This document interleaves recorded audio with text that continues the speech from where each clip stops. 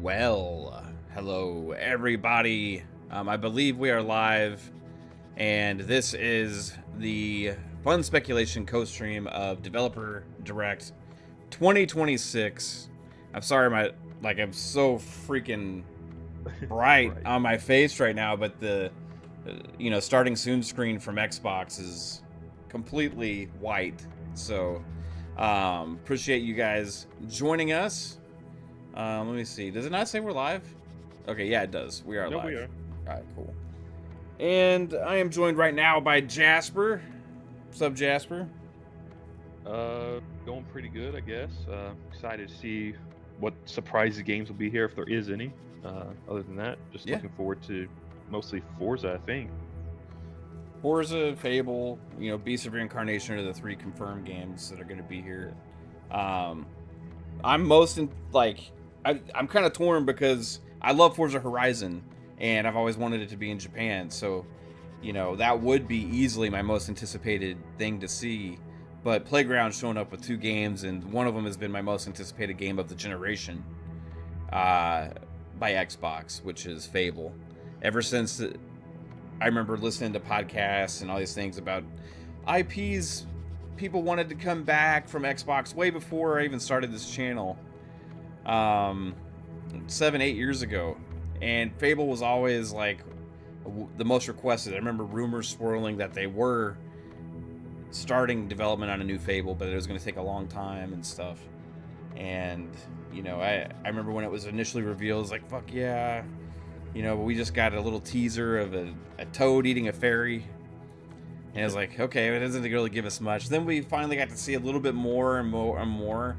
But we still don't know exactly Playground's vision for Fable. But this has been easily my most anticipated Xbox release, besides probably Halo Infinite before it came out, of the generation. So I'm super excited to see Fable. Forza Horizon 6, I want to see what they do with Japan. I guess you said the cover car was leaked, Jasper?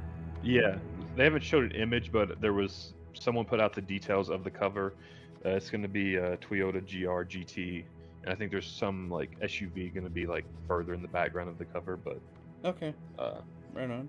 Yeah, that's kind of what came out today, at least a few hours ago. Sweet.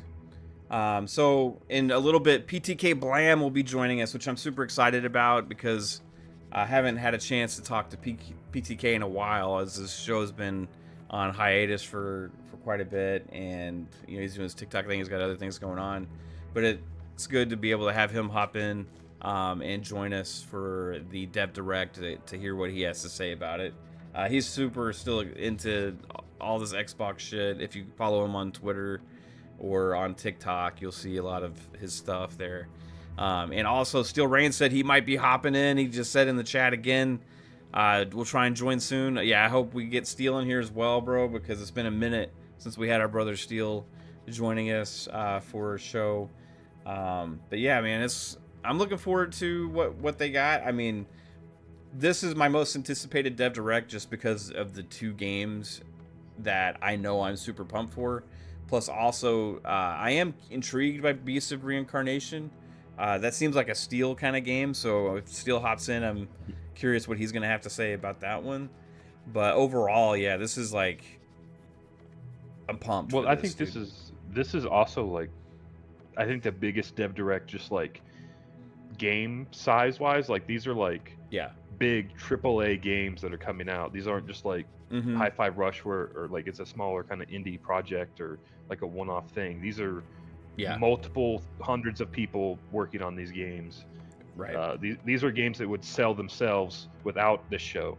Yes. Yeah, and like besides the directs that are that show after the Summer Game Showcase, where they have like the 45-minute deep dive on Starfield, or like, what I mean? They have those ones, but like for January, these are probably, this will probably be the biggest direct that we've had, and there could be surprises as well. They have set the precedent every year that there's a surprise.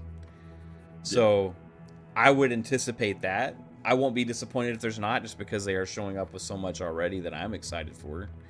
But the surprise this year is there is no surprise. that would be crazy.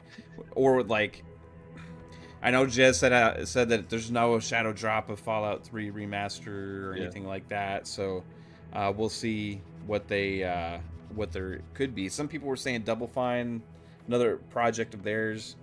Some were saying Kiln could be here, but people say that every single year at everything, and that's just because it's a game that we've all supposedly had leaked that they were working on. And it's a smaller game too, so it'd be an easy one to do something like a shadow drop. I didn't mean to do that. There we go. So, but shout out to the chat. Thank you all for joining. I know you guys could be at a million different places watching this direct. Don't worry, I will move my camera and Jasper's camera out of the way once the direct starts. But yeah, appreciate you guys being here. Shout out to Andrew Colonane, Game Pass Dad, 11 North. Says happy to be here live from work. Sub chat, yeah. Shout out to you. Hope you're having a good day at work, bro. Starfield guy says I think they will show State of Decay 3. Speaking of Starfield, what if they actually do show up and have like kind of like a Starfield 2.0 segment on this? Because we should be. It's about time that they reveal more of what those rumored next big things are and updates for Starfield. So maybe something like, hey, Bethesda is also hard at work at Starfield, big massive update, and then maybe they give us another little tease for Elder Scrolls at the end of it. That would be huge. That would be absolutely huge.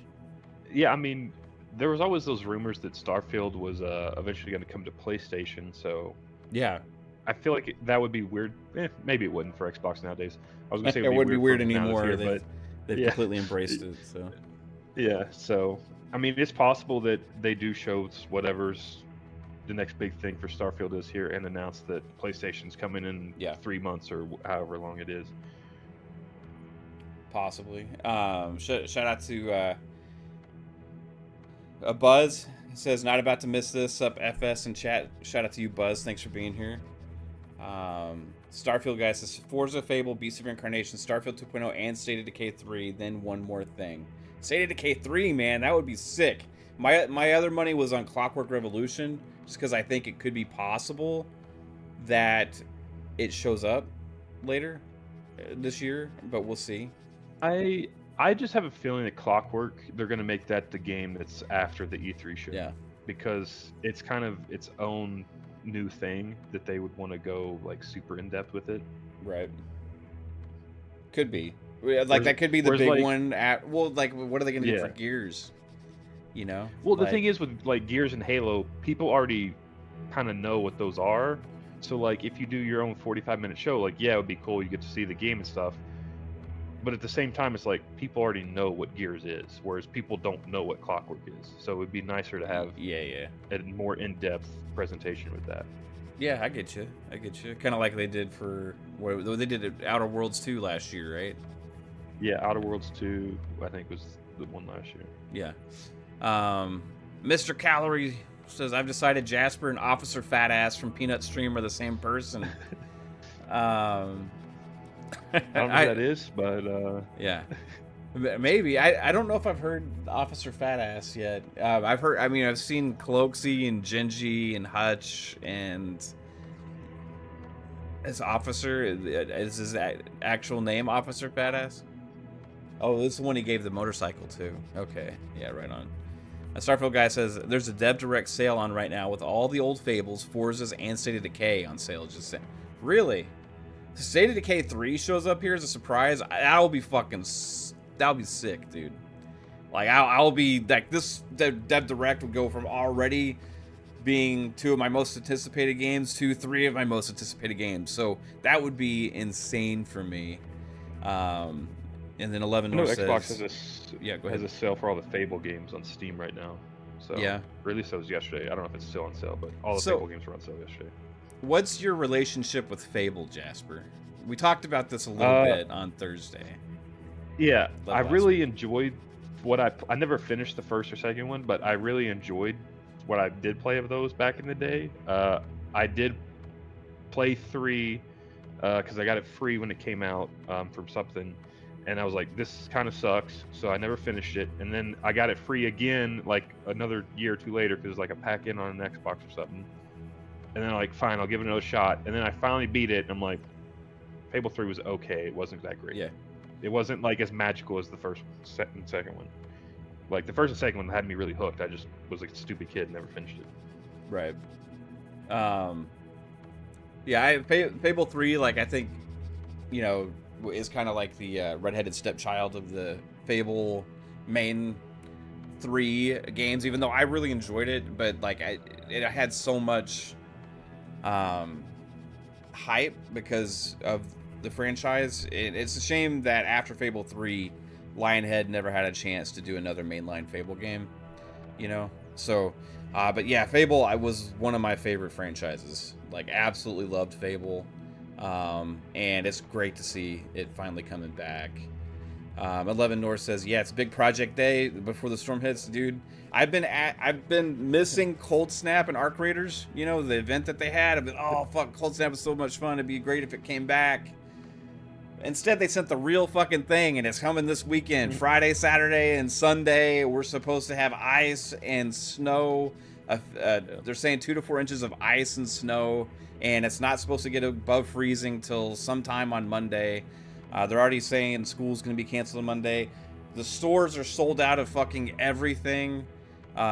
Kate already got us stocked up on stuff, and just in case, so it's going to be pretty damn crazy. But I didn't want the real fucking thing. I just wanted it back in Arc Raiders, bro.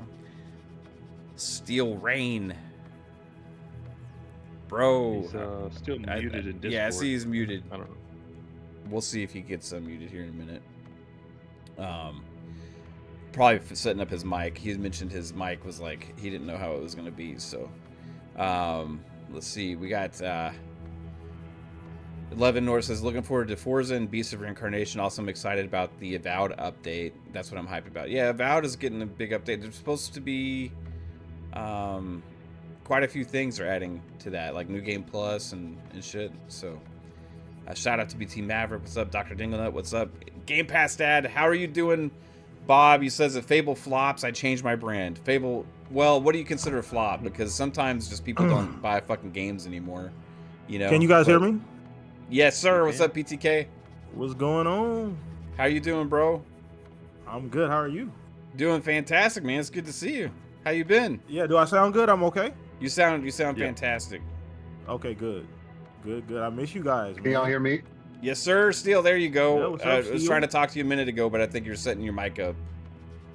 Yeah, I was setting stuff up. Do I sound all right? You sound fine, bro. Sound fine. Okay. Cool. I mean, it's not like your regular stuff, but it's still we can hear you loud and clear, and it's fine, bro. Don't worry. Cool. Yeah, don't worry about you're it. Yeah. How you doing, Steele? Oh, I'm doing, man. I'm definitely doing. I can't complain too much. You know, things life's keeping me busy, but you know, it's always a good time to come in times like these and chop it up with the guys. Xbox Showcase season ramping back up. Yeah, man. Excited to see what we're gonna get from Forza. You know, really hoping they tap into that street scene that I've always wanted them to get into, tuner side of things. I'm really hoping for that. A lot of highway, street racing, and all that good stuff. Excited to see some stuff from Fable. Maybe we get a little Gears E-Day tease. You know, we're starting to see more information about that out there. I would like to see that, but other than that, Beast of Reincarnation. I heard you mention it earlier. Mm-hmm. I am really interested in that, mainly because Game Freak has let me down over the years with my expectation of what I wanted from Pokemon. And seeing them branch out, not only, like, it's one thing if they would have did it with Nintendo and did their own thing and try to create this whole new IP, but they said, you know what, no, we're going to go with Xbox, Microsoft, however you want to consider them now, and create this whole new thing. It's going to be on Game Pass as well. I think there's a lot of potential in it, man. From what I remember, it's supposed to be more action-oriented, more than Souls-like. So hopefully that gets a lot of people into, and hopefully it's a home run for them. Has that been confirmed as far as being more action? Yeah, no, it's meant to be more of an action. Good. Action type thing. I'm not saying that's a bad thing. That's a good thing for me. Yeah, for what? For Fable? No, for Beast of Beast of Reincarnation. Reincarnation. Oh, okay. Yeah. You mean more action than like Souls? Right? Yeah, for sure. For me personally. Yeah. The same. I know Pong would be happy to hear that too. Like I'm not like a super Soulsy kind of fan, although I do like the gameplay mechanics, but like sometimes I feel like the repetition, I lose patience for it sometimes. You know what I mean? So more action based can be great. However, Ninja Gaiden 4, I think I lost my Ninja Gaiden skills back in the fucking day. It takes time, man. Yeah. Dude, because I went through the level and I like the first big giant boss fight. Dude, I was fucking struggling, man. Getting wiped, yeah. I know. Oh yeah, dude, he was gnarly. I was like, how the fuck am I supposed to do this? You know? So not believing in those skills no more. Not got that confidence. Not at all, bro. But yeah, man. Yeah, it's good to have you here, Steel, man. It's been a while. Hey, good to be here with you guys, man. Glad I was able to make it. For sure. Man. And same to you, PTK. I know it's kind of like we've been on hiatus a few times. It's like PTK's Shop podcast has been on hiatus for a while now. Living Split Screen's been on hiatus, so it's kind of fucking crazy, you know. And it's like all these, we're all been like kind of this one giant family, and like it's like strange this last, I would say 6 months or so, where we're all kind of so sporadic and stuff. But it's kind of good to get the family back together, you know, for things like this and stuff. You know what I mean? So, yeah. BT Maverick says, "Hey, Steel, miss you and Pong." Yeah. Hey, appreciate you, BT. Yeah, man, I feel the same. Hopefully, we'll get back to it one day. A lot of things gotta happen in the meantime. Yeah. So real life, man. We'll be there. Real life, bro. Yeah, major ways. Speaking of, I'm trying to send a work text right now while I'm fucking doing this because it just came through. So let's see if it'll come up. There we go. I get a little Steel action. So Beast of Reincarnation, is that like, would you say you're as excited for it as these other two, or what? Like, what's your top game at this? I don't have any faith in Gamefreaks, so I don't know what to expect. Really, like I really don't. They've shown me the bare minimum when it comes to Pokemon. People say, "Oh, well, it's on Nintendo." I was gonna just say that. Nah. You got to give Gamefreaks some of that too, man. The devs got to be devs, and you got to push your best foot forward as well, right? Hey, if it's Nintendo putting you to work, then it is what it is. But I'm putting that onus on Gamefreaks. Y'all been doing this for too long. But nonetheless, I mean, again, I got to give them kudos because they are stepping out of the box, right? So something different for them. So I'm excited for that. If I was going to pick one that I'm really excited for out of everything, I would lean Forza, but I think at this point, especially with Forza Horizon, it's reached such a peak for me that I expect nothing but greatness. I expect for them to hit Japan out of the park, right? I expect for them to lean into the tuner side of things, get the body kits in there, have everything fleshed out, more cars than ever before, more modifications than ever before. I expect all of that. The Forza Motorsport team, Turn 10, is not working on motorsport anymore.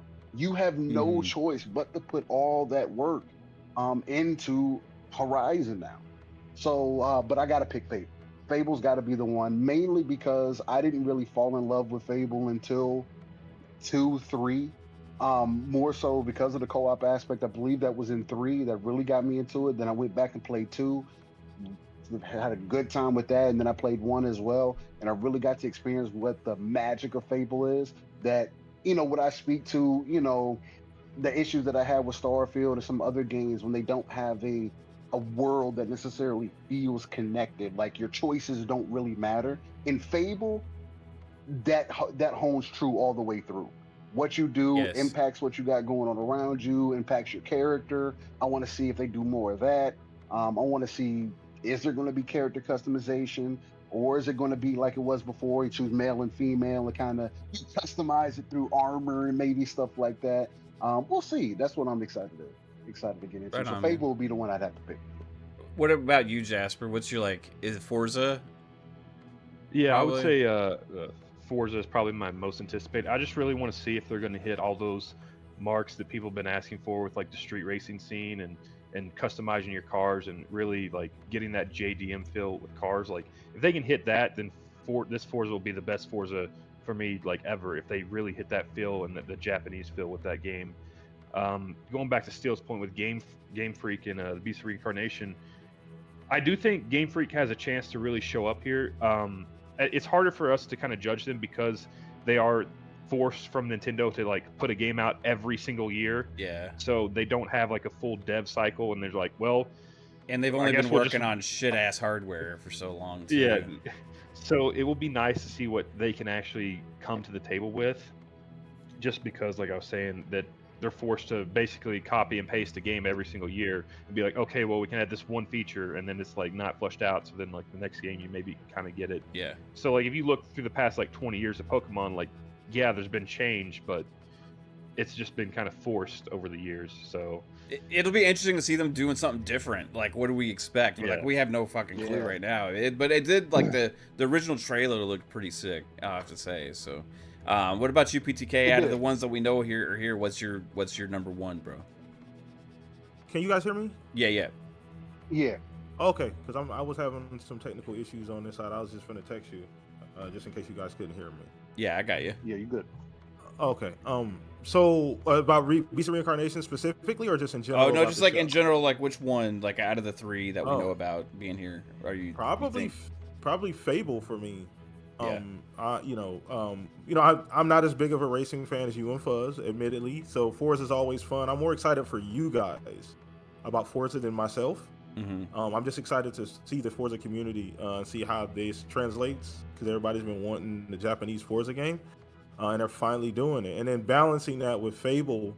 Fable is going to be, for me, the biggest game of the show, unless this fourth game or fifth game, whatever they announced, is like Gears or something. Yeah. But Fable's huge. Like, I just want to see how it translates over the years, because we went from, like, thinking we'll never have Fable ever again. Lionsgate, I believe it was called, got dissolved. Fable Legends went into some vault somewhere, and we just never thought we'd get this again. And to see them trust Playground and get the opportunity to do it, and then get a little bit of a slice last year when we saw it, and hopefully we're definitely going to get more of that today. So I want to see how that translates and how big is the world. And you know what really excited me recently, Mav, when they showed that that concept art. Now we never know how that translates to the actual game, but it got me just thinking, and it got me excited about the scale of the game, and lore, how they're going to build the game, and like, how much of the Fable are they going to bring to 2026? How much are they going to carry that over? All the little whimsical, little quirky shit about Fable that people like. How much are they going to, drag that into the new game and really reiterate on it? And how much leeway are people going to give them? Because this is their Fable. You know what I mean? Like, this is not necessarily the Fable that we got with Lionsgate. This is Playground's Fable. Yeah, Lionhead. So, Lionhead. Lionhead. I'm sorry. Yeah, like you said Lionsgate earlier, and I was like, yeah, that's right. But I'm like, it just Lionhead. I'm sorry, Lionshead. Yeah, you're good. Lionsgate is the movie theater studio. Yes. I'm sorry. Yeah, it's Lionhead Studios. Sorry about that. Wrong promo. No, but so I think it's gonna be the biggest thing in the show. I'm so excited for it, because I just didn't think it would ever happen ever again. So we're finally getting the chance, and I realized like how much faith did Xbox have in them to say, hey, here you go with this IP, right? That's a big leap. They've never done anything outside of a Forza, and to hand them this IP and say, here, you just make a game with it, and I think that's really cool, and we're gonna get to see that very soon. So well, apparently it was something that Playground wanted to do. So I know, I heard that too. I heard that too. Well, I mean, they are like, I think they're in the UK as well, like as Lionhead was, and then they brought in some people, former Lionhead devs, and like it's interesting seeing like this show, because we're getting to see a completely different side of Playground, right? Like they're already a gold standard studio, but they wanted to be known as like one of the best in the world, and or maybe the best in the world, and this is a chance for them to be like, this I think Fable has a chance to be the biggest WoW game of the generation for Xbox if they nail it.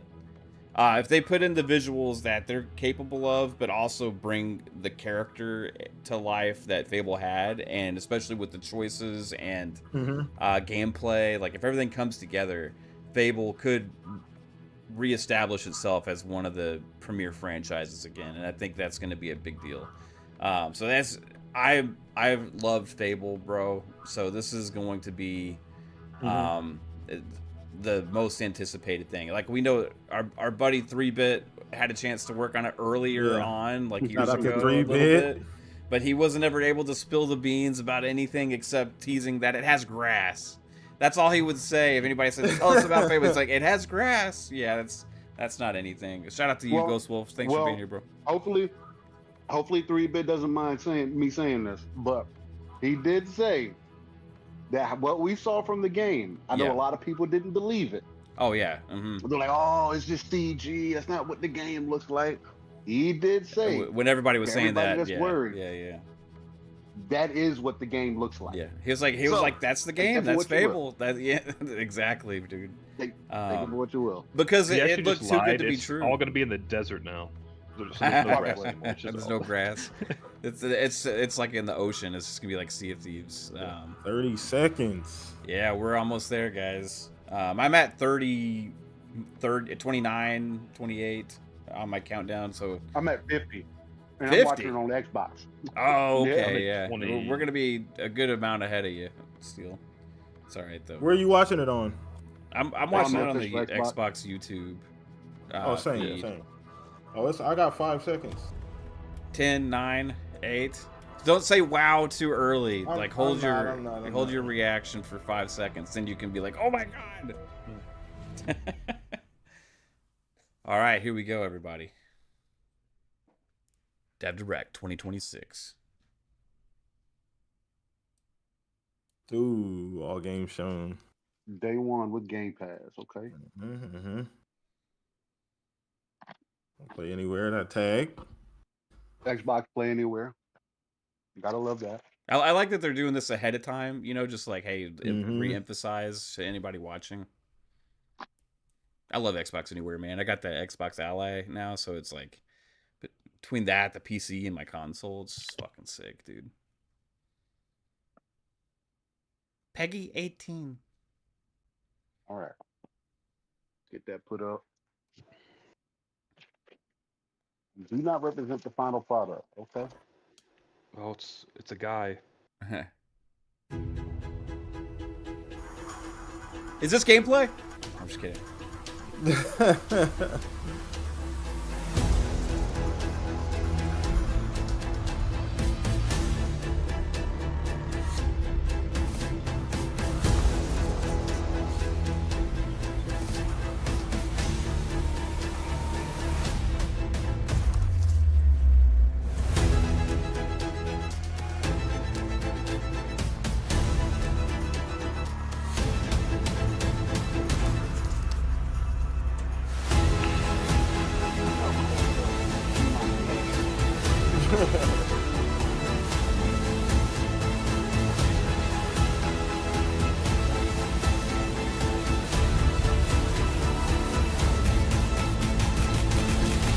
I'm not sure what to do with my hands.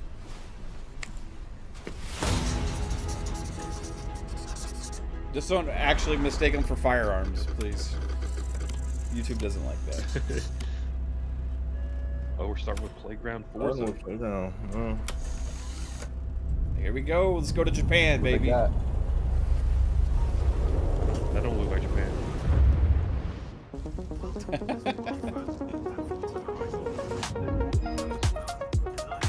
Let's go to Europe, Welcome baby. to this world-first look at Forza Horizon 6. I'm Torben Ehlert, Design Director for Forza Horizon, and I can't wait to show you what the teams at Playground Games and Turn 10 have been working on. And I'm Don Arcetta, Art Director for Forza Horizon.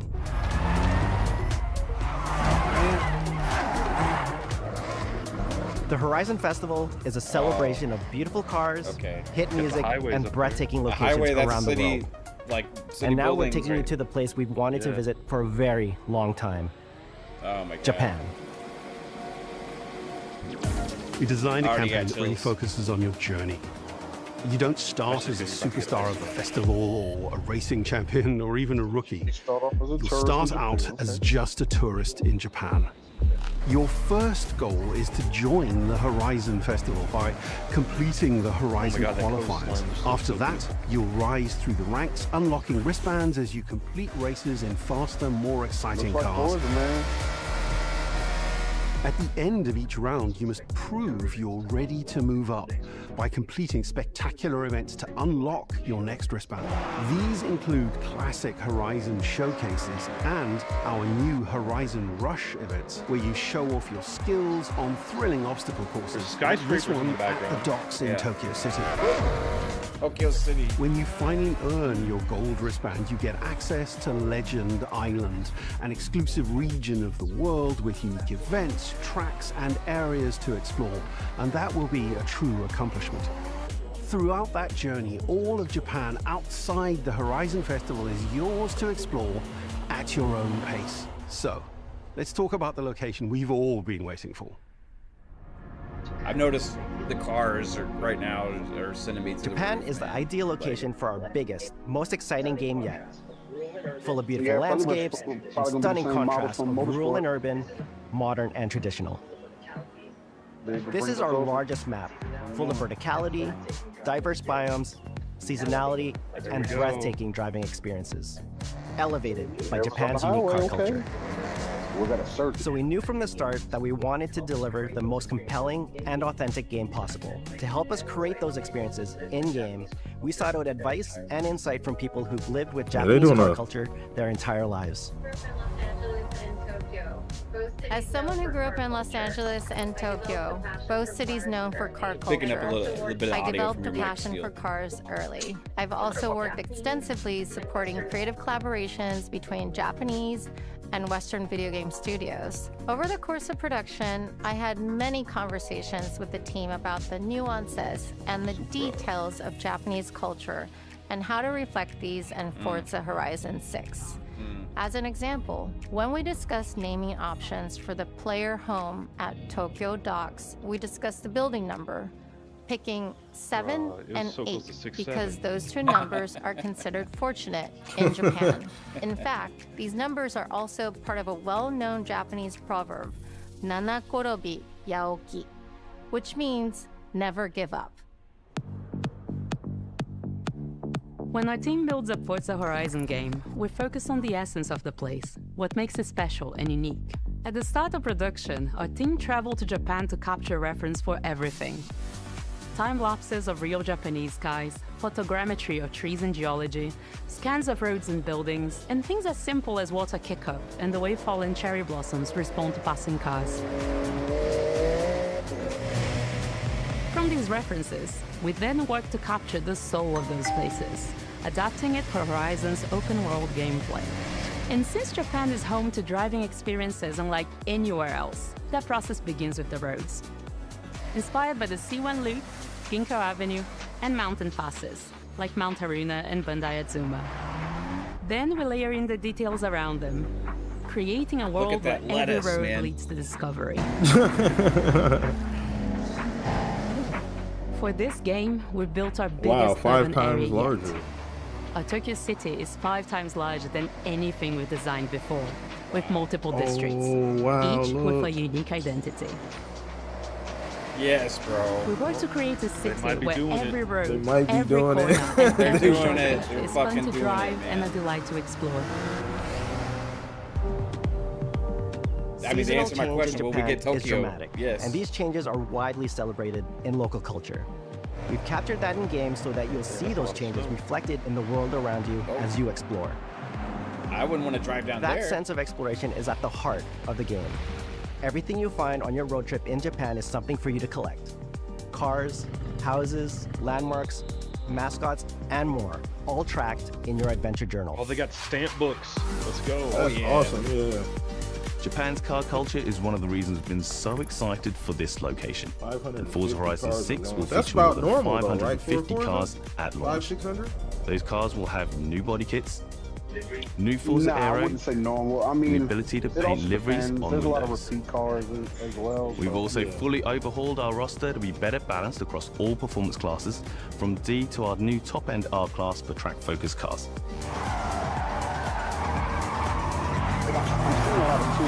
We've improved how each car is affected by the world, for example with new cosmetic tyre so each car responds authentically as you rack up the miles on those iconic Japanese roads.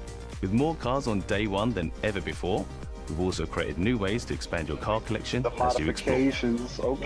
Parked on driveways around the world, you'll encounter our new aftermarket cars. They're always bargains and include some extremely rare and unique cars to show off in your garage. We're not just bringing classic JDM to life, but also showcasing some of the newest, most exciting cars in the world. And Forza Horizon 6 cover car is one of them. The GR GT is a race-derived road car that combines motorsport performance with road-going excellence. And our game is the ideal place to experience the most modern iteration of Kazoo Racing's relentless pursuit of Japanese engineering perfection. Our cars sound better than ever, with greater detail and remastered audio, all brought to life by new acoustic modeling technology, simulating the soundscape of the world.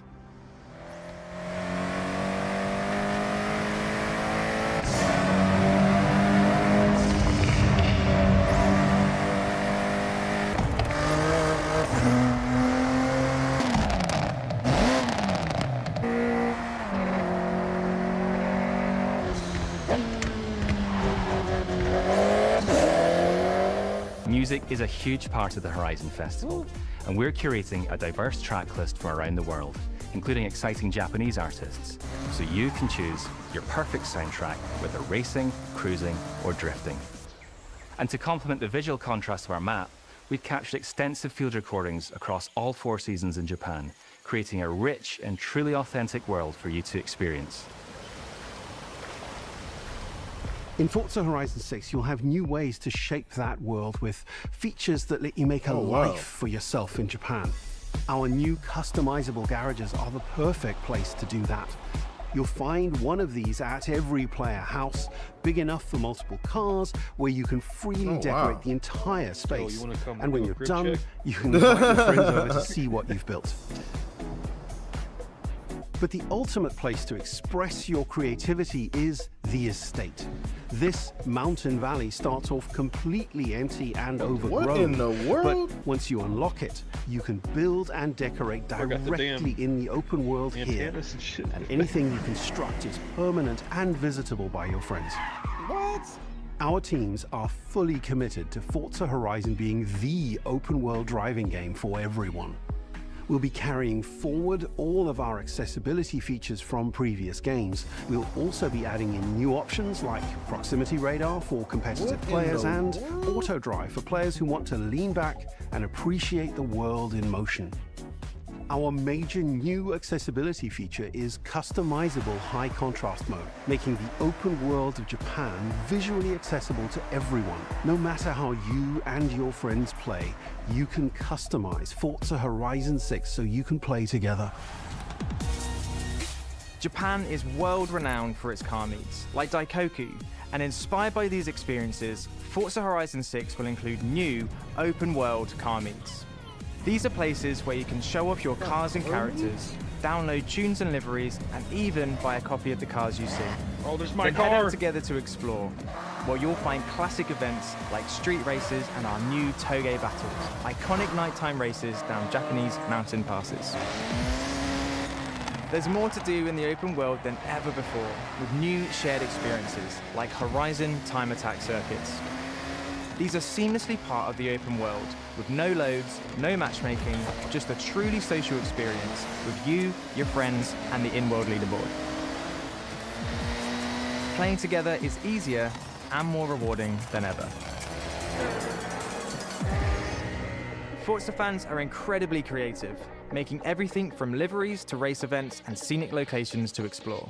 To support your creativity, we've added the ability to start building from anywhere, as well as loads of other player-requested improvements, all of which are also available in the estate and the customizable garage. We also know you love to collaborate, so in Forza Horizon 6, we're making building fully multiplayer. In Horizon Collab, you and your friends can build anything you can imagine together. This is much more than I would have everyone here at Playground Games and Turn 10 Studios, we hope you've enjoyed this first look at some of the new features we've been working on, and that you're as excited as we are for the game. We'll be launching on Xbox and PC on the 19th of May. Also says auto drive, the number one reason PS5 people play we'll be welcoming you to Japan later this year when our PlayStation version is ready. For now, though, stay tuned for more updates about the game over the coming months. And thanks for joining us. We can't wait to see you in Forza Horizon 6 as we discover Japan together. I don't know, that was all right. They could have leaned into the culture, to the real car racing culture more. I don't think they leaned into it enough. Yeah. Getting into more details about what the cars are going to be able to do, the customization options are going to be available. The cooperative stuff and being able to there you go. Now it's Culture Still. They got mixed. They got Barbados. Oh my god. That was Barbados. He's gonna die when he sees this in like 5 seconds. That's gonna be a good race. Was that Gundam? I don't know. It left. Yeah, that was a Gundam. It left some things to be desired, but got it. Look good. Understandable. Going to Gamefreaks. Man, I freaking loved it, dude. Oh my god. Listen. I mean, I know your standards are a bit different than mine. Still. But I do understand like they could have shown shown more embracing of those specific things. ゲームフリークのゼネラルプロデューサー大森茂です。ここは東京にあるゲームフリークのオフィスです。ビースト・オブ・リンカネーションはかつてない新しい体験を作り出すことに主眼を置いたゲームフリーク独自の取り組みギアプロジェクトから生まれた新しい挑戦です。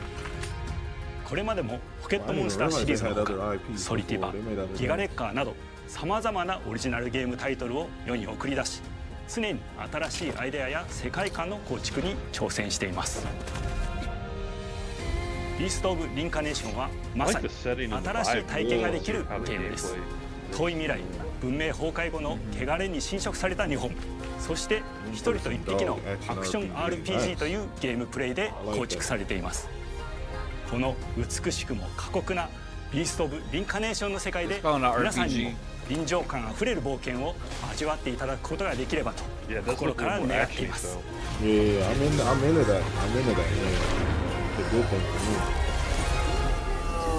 これまではポケットモンスターシリーズでバトルプランナーやサウンドマネージャーを務めてきました。ただ新しいゲームに挑戦したいという強い衝動もずっとあったんです。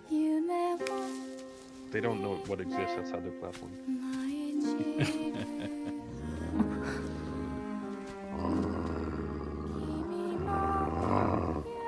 最初は黙々とそのゲームである感覚を自分の心に問いかけることから始めていました。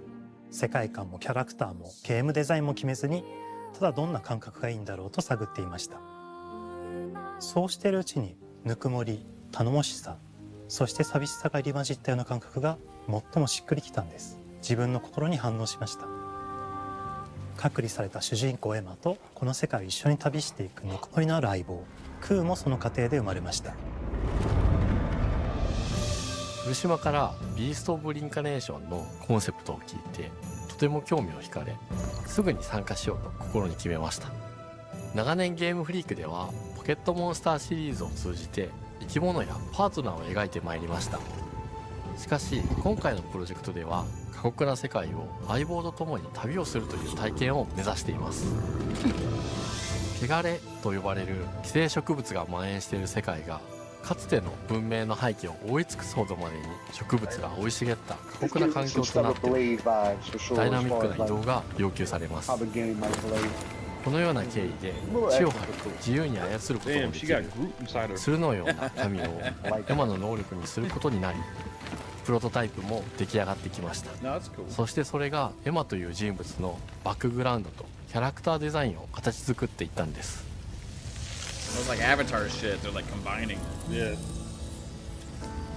これまでゲームフリークは動植物や自然と真摯に向き合ってきました。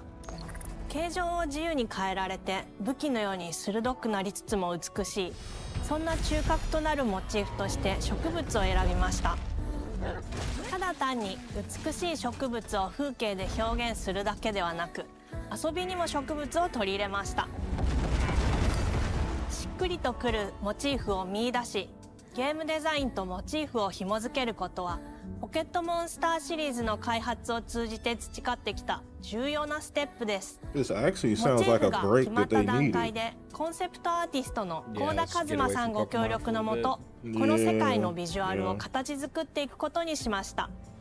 エマとクーの姿を思い描いた時、自然に支配される世界の舞台として日本がぴったりだと考えました。日本の昔から続く山々に囲まれた自然豊かな風景と SF が入り混じった世界をエマとクーが歩く姿を自然にイメージできました。さらに植物をモチーフとした重要な存在として植物と動物が融合した生物でもある腐食体も出来上がっていきました。腐食体のデザインは当時私が注目していたデジタルアーティストの森田裕樹さんにお願いすることにしました。世界の舞台を作ると同時にエマとクーの物語を作り上げていきました。ストーリーの舞台は西暦4026年の日本です。はるか昔に発生した汚れという名の寄生植物の影響で人類の大半が消滅した後の世界です。エマは腐食体を狩り、その汚れを自分の体に封じ込めることができるという特別な能力を持っています。ただそれがゆえにエマは恐れられ、人々が住むコロニーから隔離され暮らしています。エマと彼女の相棒となるクーは日本の東の地で出会います。そのクーの目的がこのゲームの謎の一つでもあります。名前は何だ？クーだ。クーから目を離さない方がいい。ああ、分かってる。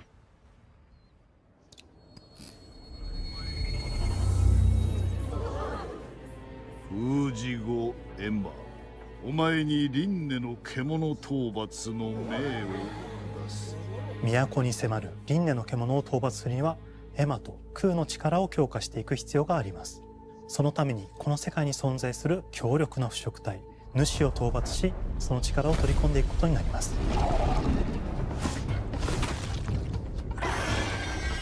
汚れを封じることができるエマにしかできない特別な役目です。腐食体はこの世界の F の対象であり、最も象徴的な存在です。汚れに寄生されて巨大化していった生物たちです。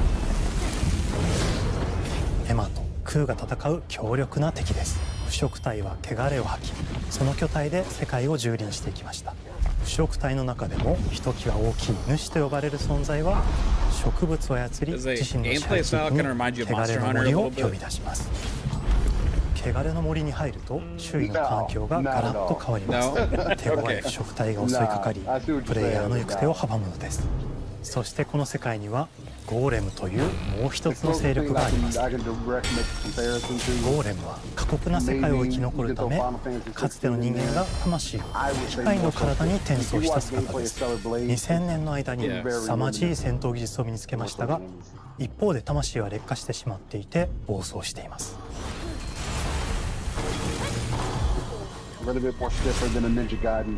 エマとクーはさまざまな人物と出会います。長い旅をサポートするブラッド、カグラであったり、あとはクナイというエマと同じように腐食体を連れた剣士とも巡り合います。とどめはきちんとさせる。エマとクーは同じく汚れの力を宿していて、互いにその力を影響させ合いながら戦います。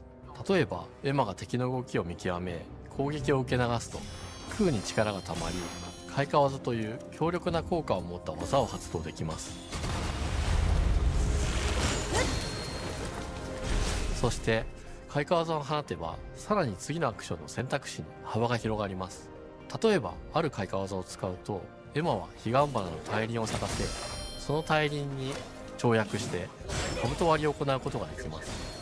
また別の開花技を使えば敵を縛り、エマの強力な闘技を敵に叩き込むことができます。開花技の選択中は時間がスローになり、考える時間が生まれます。ターンベースの RPG コマンドのように考えることになります。スキルを磨くほどにエマとクーの連携は研ぎ澄まされていきます。互いに補い合う関係で2人は常につながっているんです。エマとクーにはそれぞれスキルツリーがあり、エマが行動すればクーに影響を与え、クーが行動すればエマに影響が与えられるようにしました。またエマとクーの親密度が上昇するにつれて装備できるスキルも多くなります。様々なスキルを組み合わせることで独自のプレイスタイルを作っていくことができるんです。さらにエマとクーを結びつける霊秘石やエマが受け流しを行った際に発動する刀の効果を重ねていくことなどでより奥深い戦闘ができるようになっています。遠距離だけで戦う人もいればステルスだけで戦う人もいますし、常にエマで戦闘を仕掛ける人もいればクーを先行させて戦わせる人もいます。エマとクーでどのような装備どのような霊石と組み合わせて戦うのか、プレイヤーの皆さん次第です。皆さんがどんな意外な組み合わせを生み出すのか今からとても楽しみです。はるか昔、汚れに追い尽くされた美しくも過酷な新たな世界。企画構想から6年間、私たちはこの世界に数えきれない秘密や奥深い魅力を散りばめることに全力を注いできました。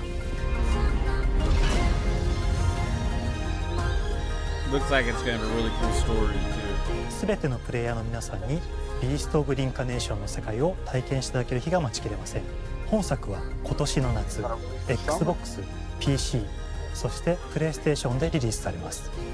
さらにビースト・オブ・リンカネーションは発売初日から XBOX ゲームパスでプレイ可能です。ぜひウィッシュリストにご登録ください。ゲームフリークが挑む渾身の新作、どうぞご期待ください。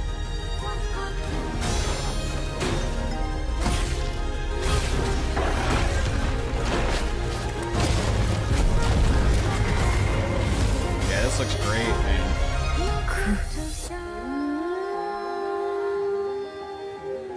Yeah, I'm liking the art, liking the aesthetic, loving the characters.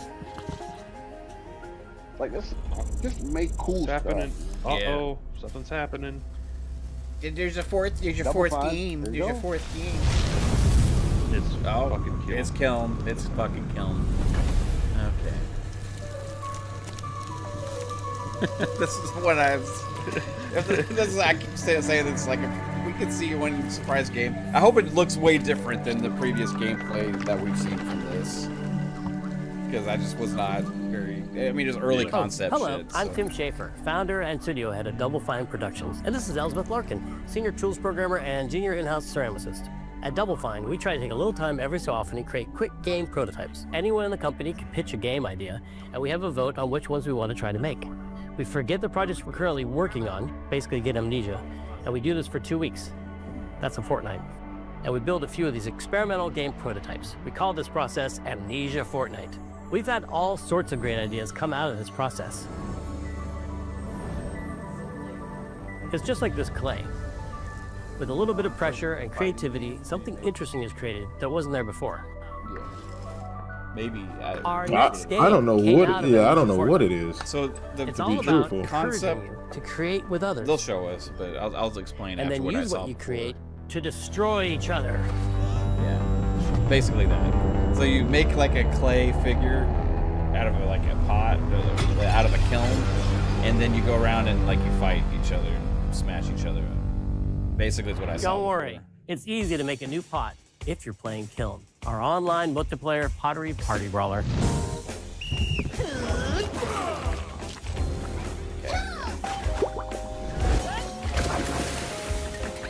Did the art style change?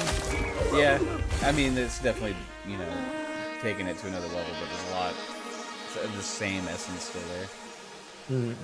We love to explore new and original ideas here at Double Fine, alongside last year's Weird But Chill game Keeper, featuring surreal and dreamlike exploration. That's cool. That's what Kiln Double is Fine's the other about. side of that coin, bringing high energy, expressive multiplayer action.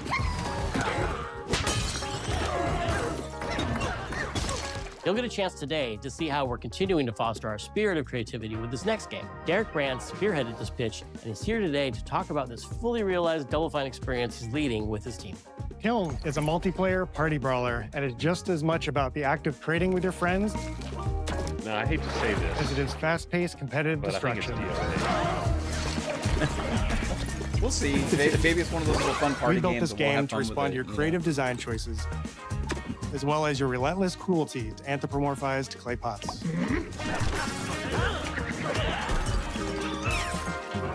I mean, you never know. I've spent my career as a concept artist, focused on coming up with unique characters and environments at Double Fine. Like... But I also play a lot of action titles, which got me wondering, what would a game look like that included not just the cathartic element of destruction and action, but the equally cathartic act of creation I was familiar with as an artist? I mean, it says I stumbled on the answer one day. What better solution than a pottery wheel? Kate says she thinks we wanted to give players the ability to create characters out of I get why we and to make sure that what way. you make has a charming, animated personality. You start off as a little helpless, naked spirit. You're not capable of much in this state. Thankfully, you are capable of manipulating clay, and a pottery wheel is the perfect place for the creation of a new body.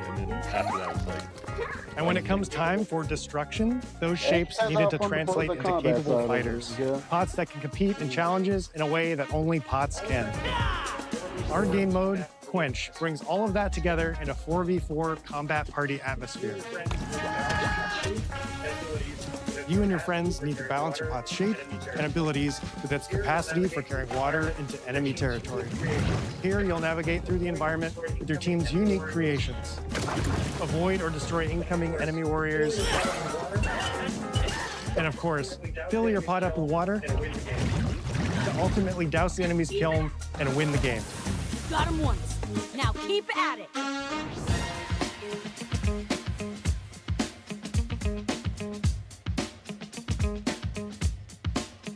I mean, Splatoon was kind of a weird game that took off. With Kiln, we wanted to give players what we know they've always wanted from Double Fine. A best-in-class pottery sim, of course. Also the only thing on With this strange concept came lots of design challenges, though, because it's a game about pots I mean, you never that have know, to Jasper. transform I mean, into bespoke like you said, they ceramic still find a warriors. little crowd. We had to figure out how to make an art tool, a character builder, and a loadout system all together, while keeping the full experience approachable for anyone, not just pottery masters. You know, that's what After I was many saying. iterations Like, balancing simulation with arcade-like simplicity, we landed on a design that lets you feel like the master potter, who can easily make any pottery shape you can dream of, even if you've never seen a potter's wheel. It's weirdly satisfying. Y'all remember the scene with Patrick Swayze and Demi Moore? We've carefully married the clay technology with the behavior of the sculpting tools and controls to make sure anyone can pick it up in seconds. Refine it with sponges, shapers, and straight edge tools to get specific and make it yours. As you sculpt, you'll notice the game recognizing the different shapes you've made. It'll automatically detect when you're shaping things like cups, vases, bowls, and many more. That's interesting from a physics standpoint. So that means we had to ask Don't you have to hold water? Vase, that's part of. And this vase that I just made is now my body. Get it to the other what vase. can I, as a vase, so you gotta make something do? That, like.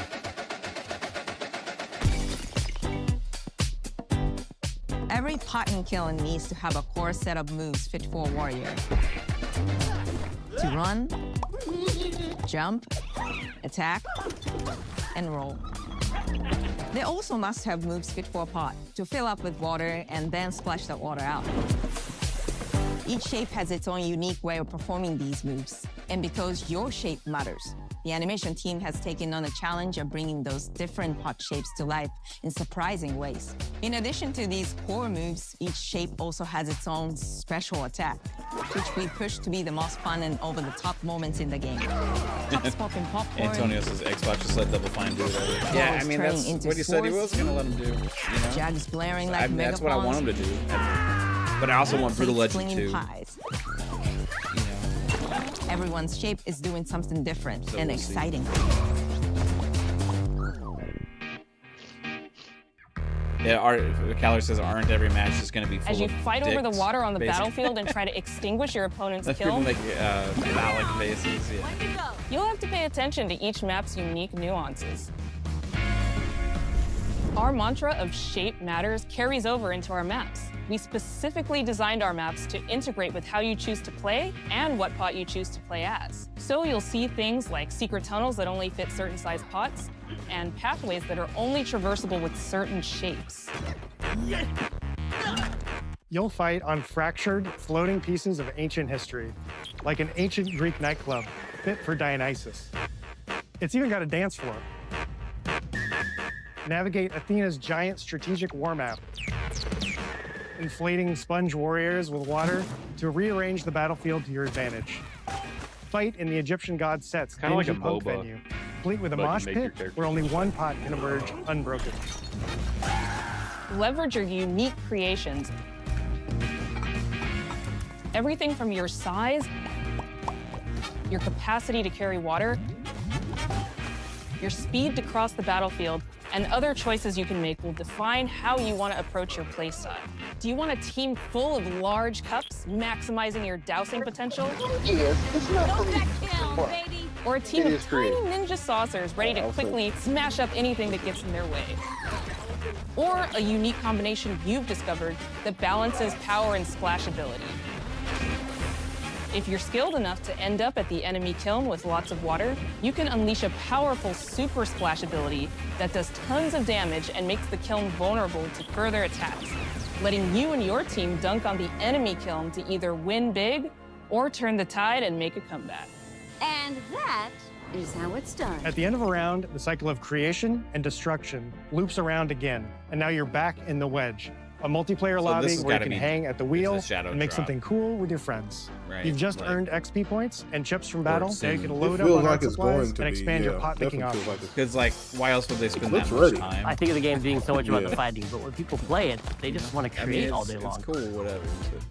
Our decoration system was designed to support your creativity. As we did with the design of the sculpting process, we looked to the Pottery Studio for inspiration. We found ways to translate the experience of adding spouts, lids, and handles, as well as glazing to kiln. Every design choice we made ultimately serves the goal of enabling a near infinite range of possibilities. We can't wait to see what your favorite designs are. It's all about my pizza party themed small jug. It becomes a drill that can dive under enemies, and it pops up with a special delivery of destruction. I love a medium jug, a simple handle, a 2-layer watermelon glaze, and I'm ready to bring the good vibes into the chaos. I love a medium jug. My favorite is the large vase. It has a UFO-like animation, and it's great for team defense and protecting your Bix. Hands down, the best pot shape is a small bowl. It's perfect for sneaking past enemies. Plus, its ice cream theme special is so cute. One of my favorite warrior pots has to be the medium base. It's decently fast for invading enemy players and matches. The decorations really make it shine. A curved elbow spout, Cupid's handle, some spiked charms with a rainbow glaze, and one butt sticker. You can't go wrong with butt stickers. My favorite pots use the absolute most material possible to make the biggest pots possible. I call it tiny. Whichever pot you decide to create, whether you're a budding artist or a seasoned gamer, you'll be fulfilling your pottery power fantasies when Kiln launches in spring 2026 on Xbox, PlayStation, and PC. This is just the beginning of the Pottery Party, as we bring regular updates throughout the year with expanded decorations, new activities and game modes, and much more. Creating is more fun together, and we'd love your help sculpting this experience. Be on the lookout to throw down with fellow Double Fine fans and join the Double Fine Action Insiders for an even earlier look and a chance to play in our closed beta very soon. You want me to say it 5 times? That's mean. Am I supposed to? Okay. This game is called Kiln, an online multiplayer party brawler, online multiplayer party brawler. I'll never do it twice. Okay, I can do it again. Online multiplayer party brawler. It's getting better. Online multiplayer pottery party brawler.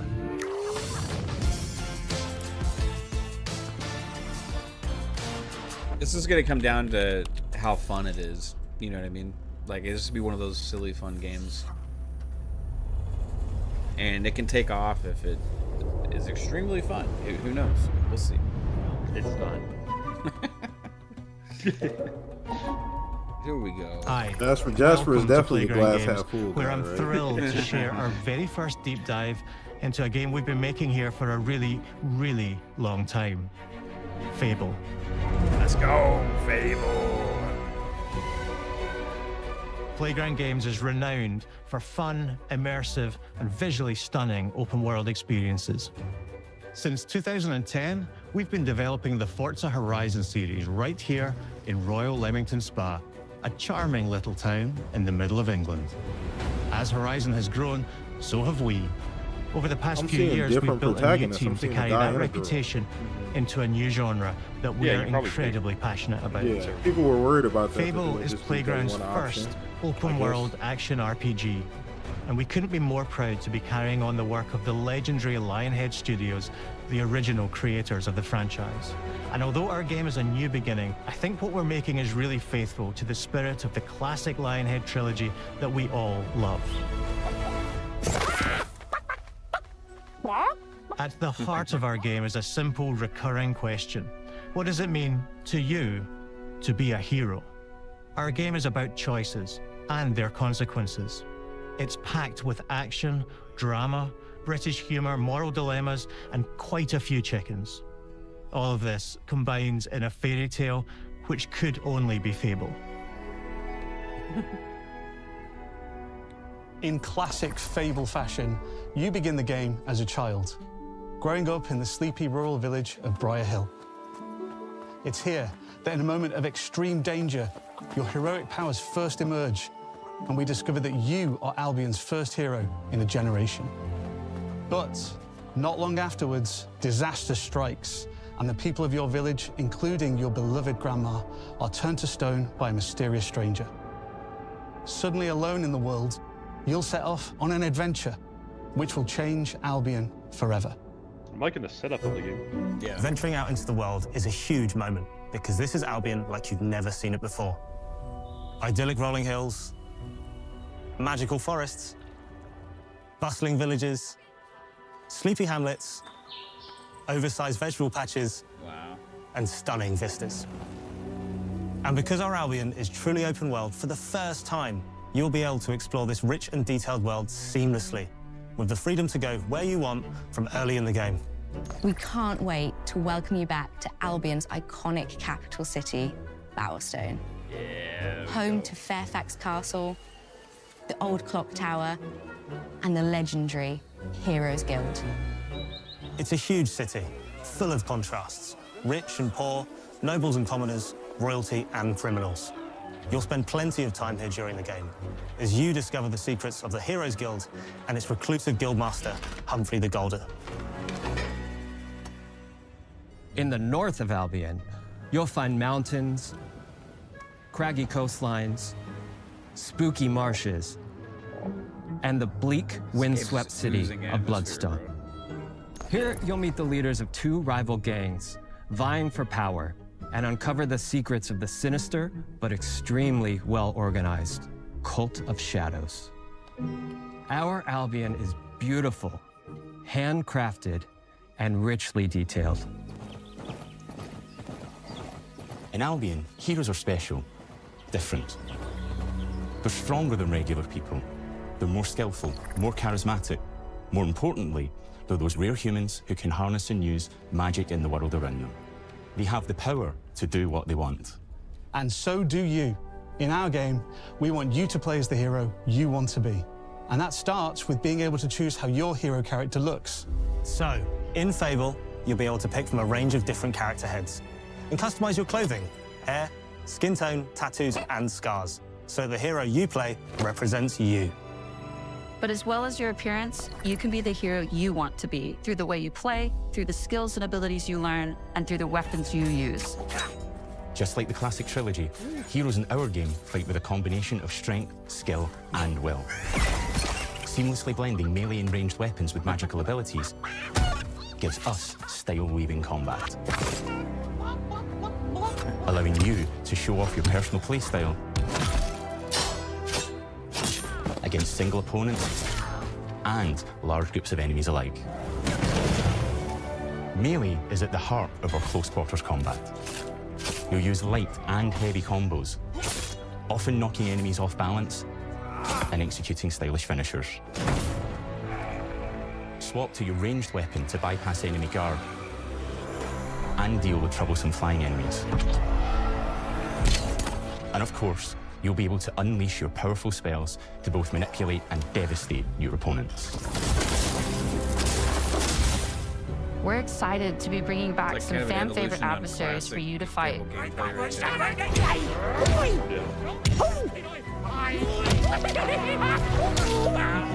Hobbs are back, as are Balverines, Hollowfolk, and Trolls.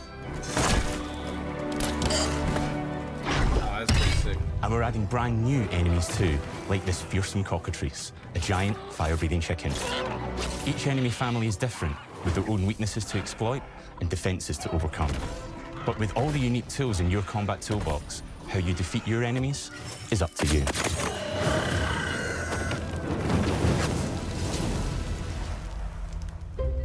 But there's more to being a hero in Albion than fighting, so much more. When we talk to people about their favorite memories of the original games, so many of their stories were about the stuff you can do when you weren't just being a hero. Slightly. The normal, everyday stuff which happened when you interacted with the people of Albion.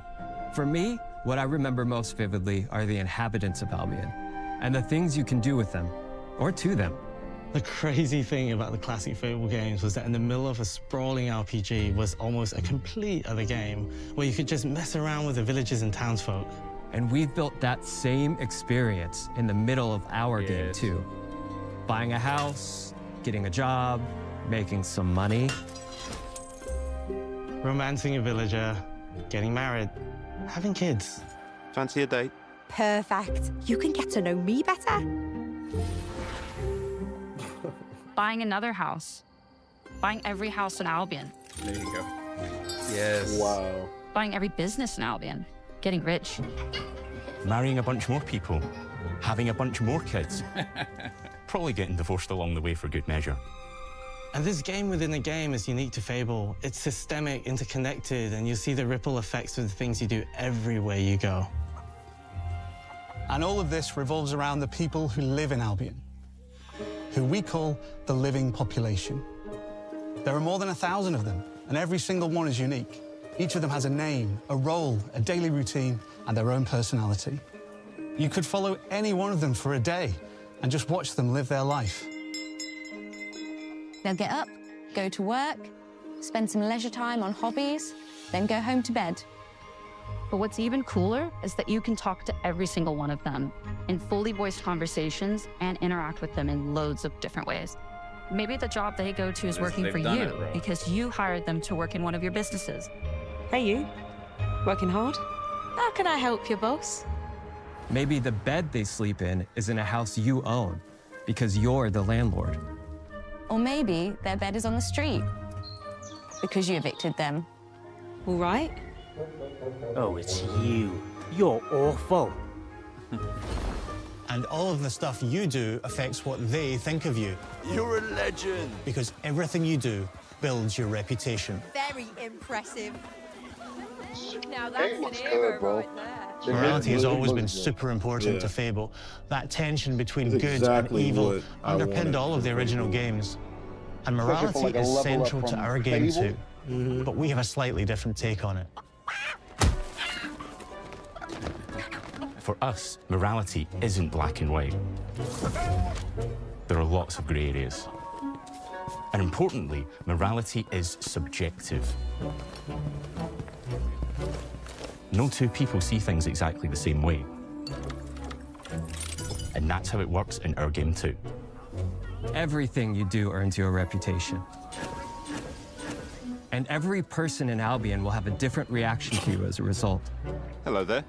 Yeah, we get it. You're rich. They'll remember things you did directly to them, they'll love you or hate you for the choices you make, and they will always tell you why. Although, usually from a safe distance. Our game will never judge you, but the people of Albion will, loudly. Imbecile. Your reputation is created by the choices you make, and you are going to make a lot of them. Big choices, little choices, moral choices, and some choices that will actually change the landscape of Albion for the rest of your game. We call this idea, your choices change the world. Let's give you an example. Early in the game, you'll meet a character named Dave, an egotistical gardener in a rural village who discovers a magical grow formula. he accidentally turns himself into a giant and becomes a big problem. It'll be your job to deal with him, and ultimately it will be your choice whether to kill him or to spare him. If you kill him, his giant corpse will lie on the farmland just outside of town for the rest of the game. And that is going to affect house prices. It will also affect what a lot of the villagers think about you.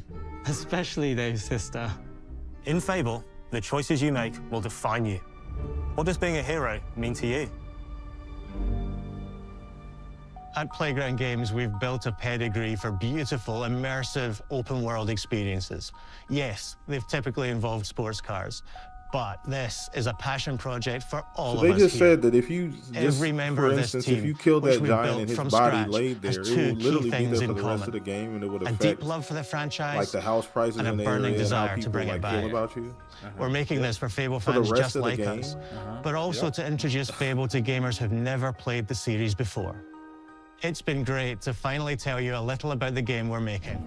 There'll be much more to share as we get closer to our launch. I'm excited to tell you today that Fable is coming to Xbox, PC, and PlayStation in autumn 2026. Yes, let's From all go. of us here, thanks for watching. Ball. Ball, baby. Man, that was everything I hoped it could be. Yeah, it was really good. Everything I hoped it would be, man.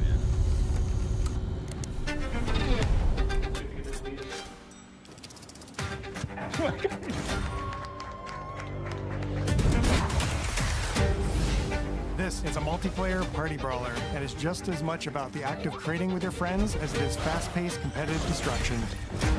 Japan's car culture is one of the reasons we've been so excited for this location. Forza Horizon 6 will feature more than 550 cars at launch. さまざまなスキルを組み合わせることで独自のプレイスタイルを作っていくことができるんです。 You can be the hero you want to be through the way you play, through the skills and abilities you learn, and through the weapons you use.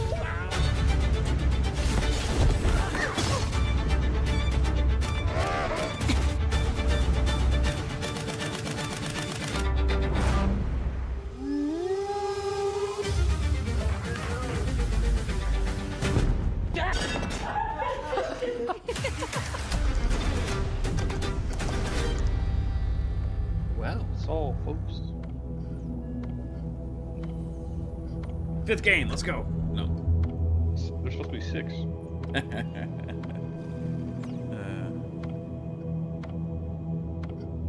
All right, guys.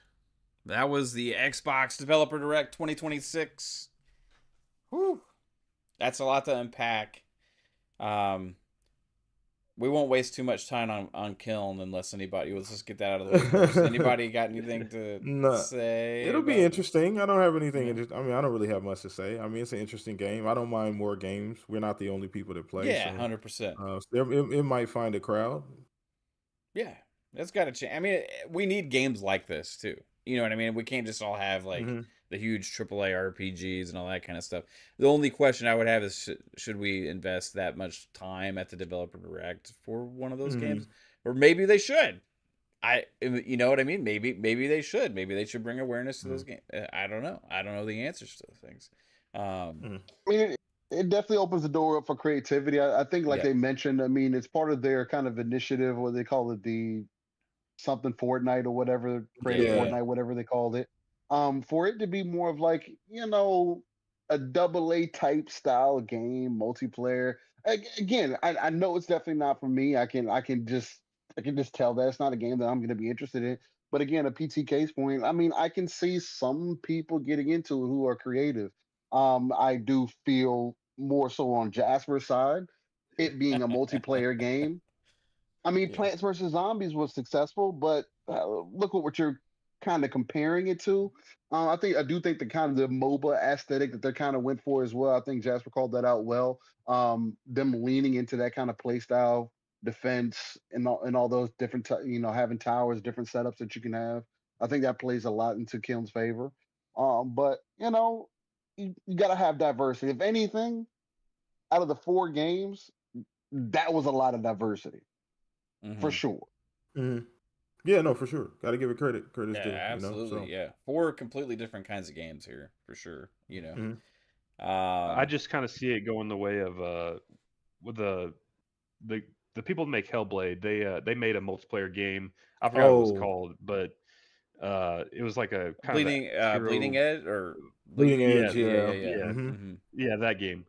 That game, it kind of died in a few weeks, and then you always saw like 8 people playing it or whatever. I kind of feel like this is going to go the same route. But that's just my opinion. I think the good thing about a game like Kiln though is like this isn't like their only big project in the works. They have like several different ones, and it's kind of like, hey, this is they put it out there. Costume Quest I liked a lot. You know what I mean? But I still wouldn't want them to spend like 15 minutes talking about it on you know what I mean? No, I get it. Iron Brigade I loved, things like that. So, but however, maybe this is like, oh my god, that looks like the most fun party game ever, and I want to play it. So maybe there's people out there that are like that, right? Beast of Reincarnation, Game Freak, showing us something different. Coming out there and saying, hey, we've been. This is kind of like a passion project. We're going out there doing something, doing something different here, and it was. I think, like, out of the games that were shown here, this one surprised me the most as being like, more for me than I thought it would be. You know what I mean? Yeah. But what'd you think of it, PTK? I think the game looked great. And once again, this goes to show you, even they said, and I think they put a heavy emphasis on this is something they've been wanting to do. It's like a palate cleanser for them, and it definitely shows. It shows that they can make a game like this. The game looked phenomenal. It looked great. Like you said, it kind of gave me more than I expected. You know what I mean? Yeah. I know still during the show you made the Stellar Blade comparisons. I haven't played Stellar Blade, admittedly. I have watched some gameplay, and I did see some of the visual cues you were talking about as far as the movement and how you get around some of the boss fights, things like that. So there's a little bit of that in there too. I understand that too, but I just appreciate the art style. I appreciate just what they were able to do, man. I didn't really have any expectations for them. I didn't even know they made other games outside of Pokemon games. I know they made mention of a few smaller games that they made previously, but I had never heard of those. For me, this was brand new. So seeing them with the ability to do this, it just reemphasizes my point with the whole Pokemon thing. I know this isn't about that, but they needed to spread their wings. These devs can do other things, and I think this reaffirms that. And this is more of a complete game than I thought. I did, initially when they announced that it was going to be more of a action RPG versus just like a boss rush and or a Souls-like game. I was excited for that because I'm always on the action side. I understand people like the difficulty and all of that other stuff, but I'd much rather just do cool shit, flip around and do cool, patterns and do cool moves and things like that and look cool doing it. So, and this kind of goes right on my alley. There's a lot more RPG stuff than I thought too, as far as her abilities and being able to swap in and out and do cool things. I always loved that. Having different builds, I think that adds to the replayability of the game. So yeah, this definitely was way more than I thought. And so I'm really excited for this. And I'm curious to see if Nintendo fans give this its just due. If they say, hey, this game actually looks good and would be great on the Switch, or they like, whatever. I'm curious. Yeah, man. Definitely a different mix in the setting too, like the fantastical slash sci-fi still and all this kind of stuff. Yeah, you got the gigantic mechs in the background and all that kind of stuff going on. It was really cool. What about you, Steel? Yeah, when I originally saw this game, I was like, hey, that looks like a Steel game, but I think it's actually more RPG than I ever realized. Yeah, I said the same when I originally saw it. It was like, because I already dug the aesthetic originally. I thought the characters looked cool. The concept of there being you having a companion kind of thing going on. I know a lot of people will probably draw that more so that comparison of like Torgal from Final Fantasy 16 or whatever. But to me, again, just like I said at the beginning of the show, I didn't know what to expect. They were on a low bar for me, and I think they definitely exceeded my expectation. I'm excited for that game to come out in summer. It's actually now highly anticipated for me, especially with the type of diversity that they have, leaning into what PTK said as well. what really stood out to me is just the versatility in combat as well. Being able to use your companion also having a skill tree that affects that can have an effect on yours and how you decide to That was approach almost battles. like turn-based damn near, right? That was Yeah, almost they like a had turn-based sections. mechanic? Yeah, I like Yeah, that. they had sections mid-battle to where, hey, you could slow it down, you could choose a move, and then you could slow it down even further, kind of like almost Expedition 33 to give you that extra, the Yeah, yeah, cinematic kind of yeah. camera kind of thing going on. You choose a move, and then you proceed to get into the battle. I like the concept of that as well, depending on how that plays out. I like the idea of the abilities. It's very Asian in the mythos of it and everything.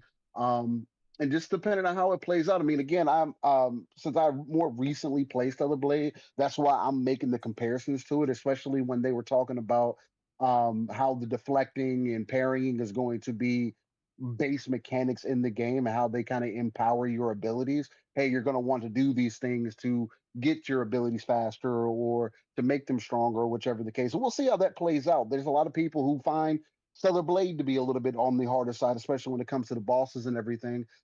Again, I do think for you guys that are kind of worried about that on the action side, I think they showed a lot that again leans into the diversity of it that is going to give people plenty of accessibility, plenty of options. Who knows? There may be difficulty options in there as well. I hope not. But especially with all the versatility that they're giving you, because it seems like you can play it however you want, right? If you're at least somewhat smart about how you're building out your team between you and the doggo, I think there's limitless possibilities. Traversing the world, I don't know how open world is going to be. They said it was a full open world. So that's going to be interesting to kind of traverse through as well. Is there going to be flying in there other than you traversing through these trees that you can create through the earth and stuff that you can kind of manipulate and whatnot, and how that impacts stuff? But I like the aesthetic. The main character looks really dope. Again, something I will continue to speak to. Let us just have cool characters. Make stuff that's cool, man, and people will be like, maybe I'll try it out. So yeah, man, I'm way more excited for it than I was going into it. Just having a low bar set, man. Shout out to Game Freak.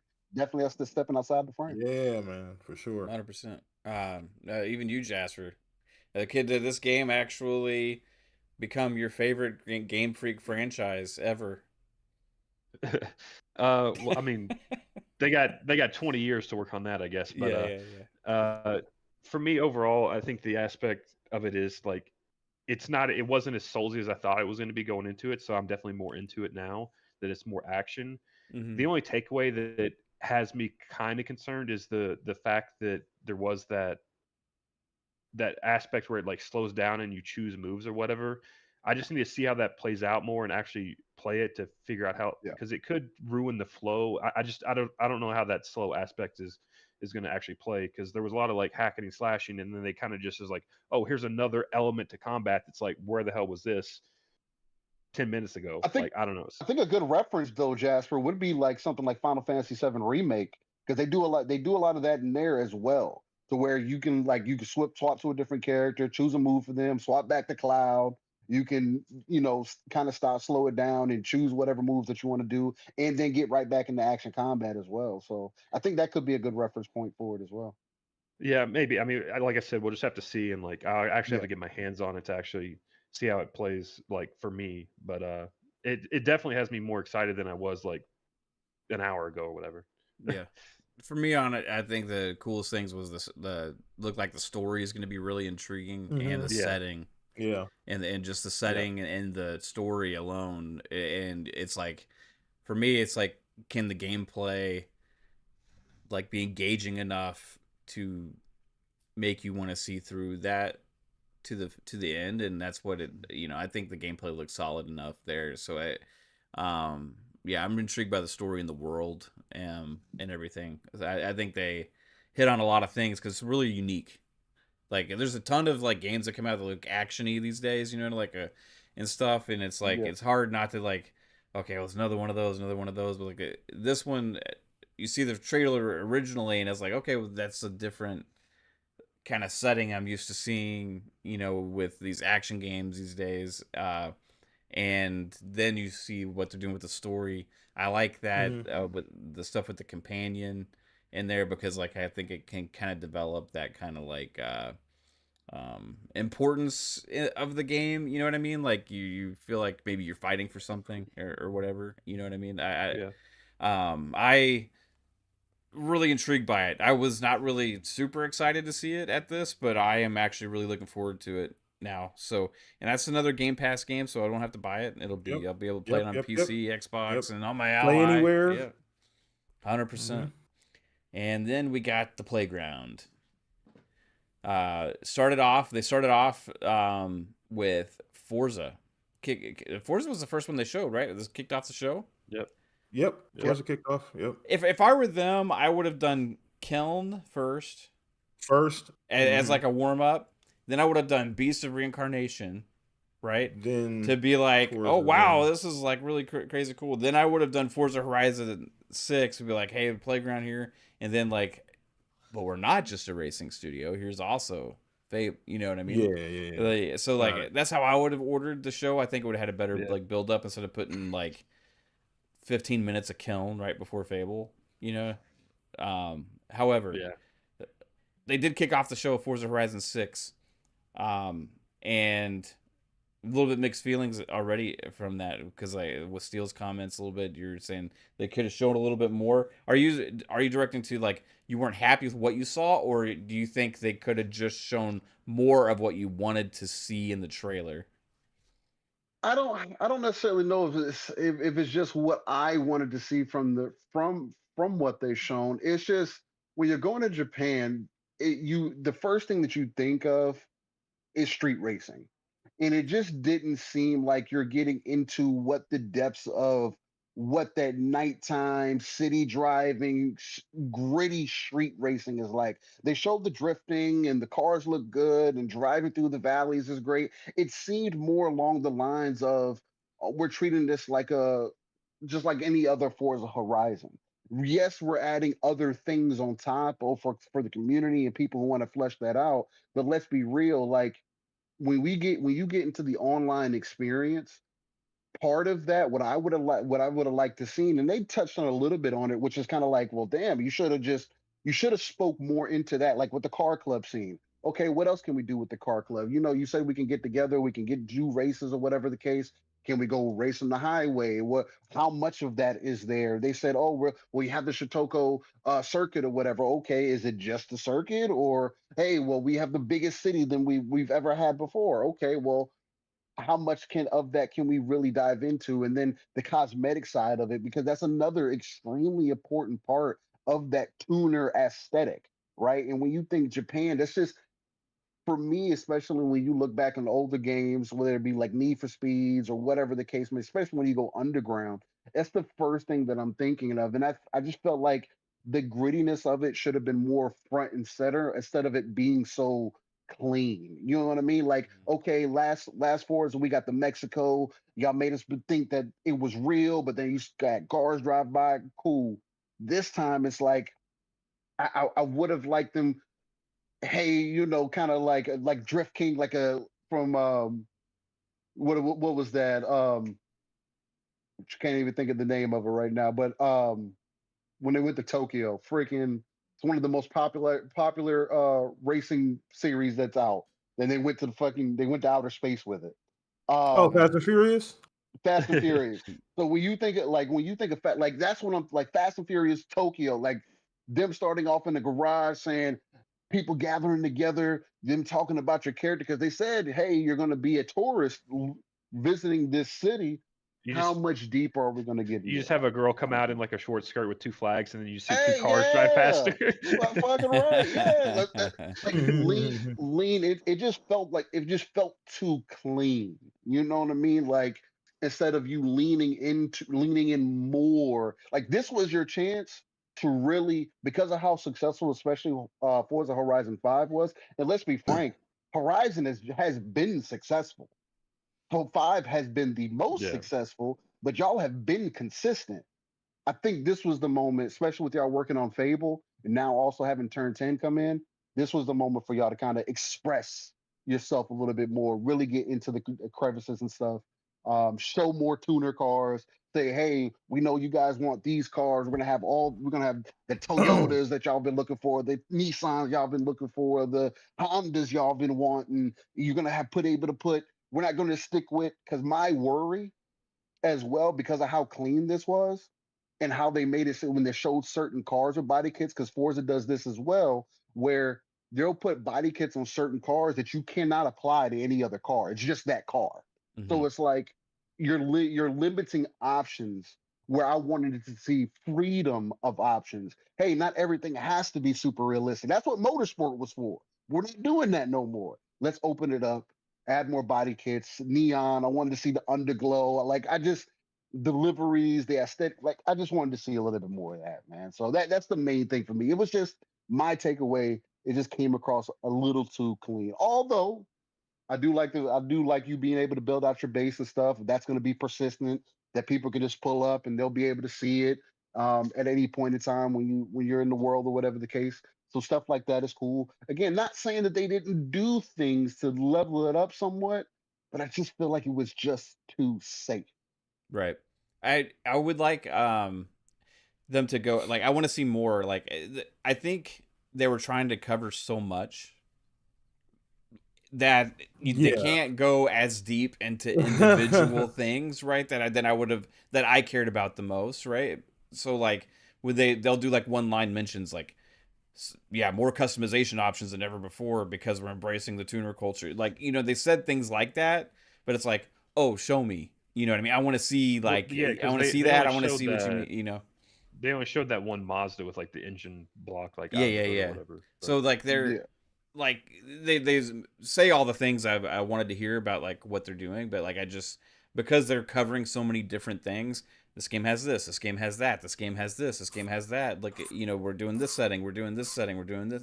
They have to cover so much. I feel like the things that we cared about most with it, they just didn't have time to go as deep into, potentially. So we'll see more, I hope, with some of this stuff.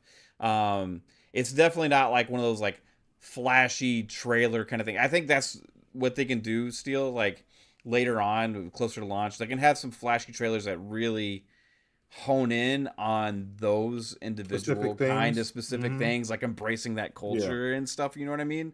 As opposed to like, this is like a grand overview of the entire thing, which is going to be another Forza Horizon, you know what I mean? Like, this is Forza Horizon 6. Based on everything they said and everything they're shown, they're taking everything they've done before, they're expanding upon it and trying to clean it up a little bit, it seems like, as well, with some of the progression stuff that they're doing.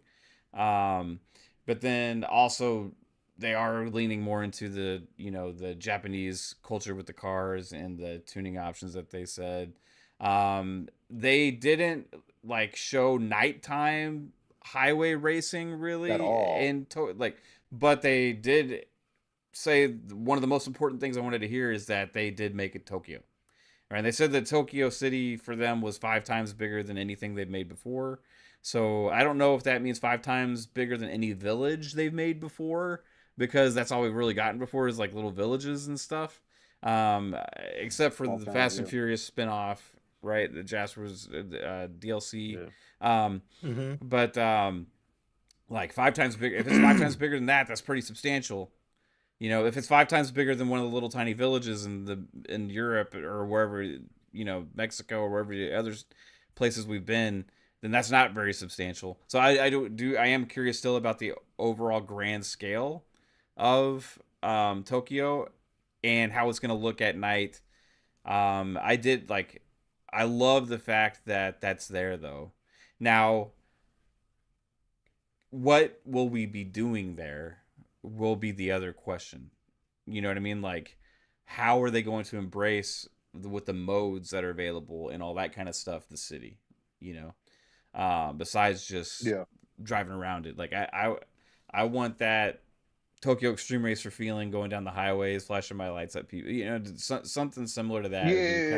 Would be kind of sick, or have like those events, like where it's like, hey, this is a whole fucking like nighttime scene here, like Fast and the Furious, where everybody's going fucking crazy and you got, lights everywhere, smoke and I forgot the name of the anime, but when they showed my Initial D? car, yeah, when they showed my car in the old AE86, like they're obviously taking some aspects from the culture. Like they showed my car and that car kind of drifting down the mountain like it is in the anime.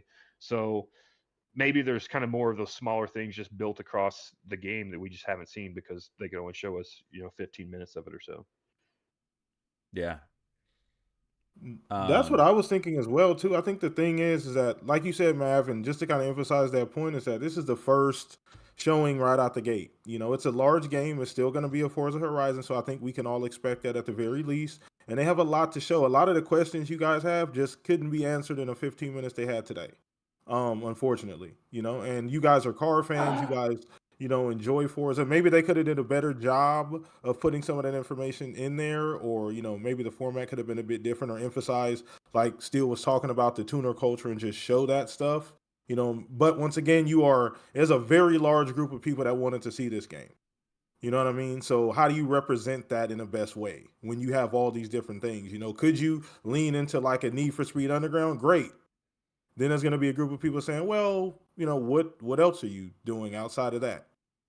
So I mean, it's just, it's hard to, I'm not going to say they can't do it because they've had time to refine this over time. But I think for what they shown by and large, and I'm probably the noob out of the four here in regards to Forza, I felt like it elevated the game in just about every way. 100%. I do think there's obviously things that still need to be answered. And they have time to answer those questions. There's usually always more Forza stuff. They do Xbox Wire posts. They do individual dev things, like individual streams where they get into some of the more particular stuff ahead of time.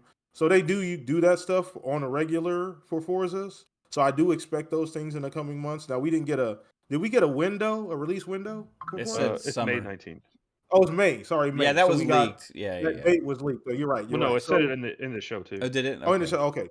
Yeah. I must have missed that. But so we got a little bit of time. So I do expect them to flesh some of those things out, and I hope for Forza fans that you guys get everything that you possibly want.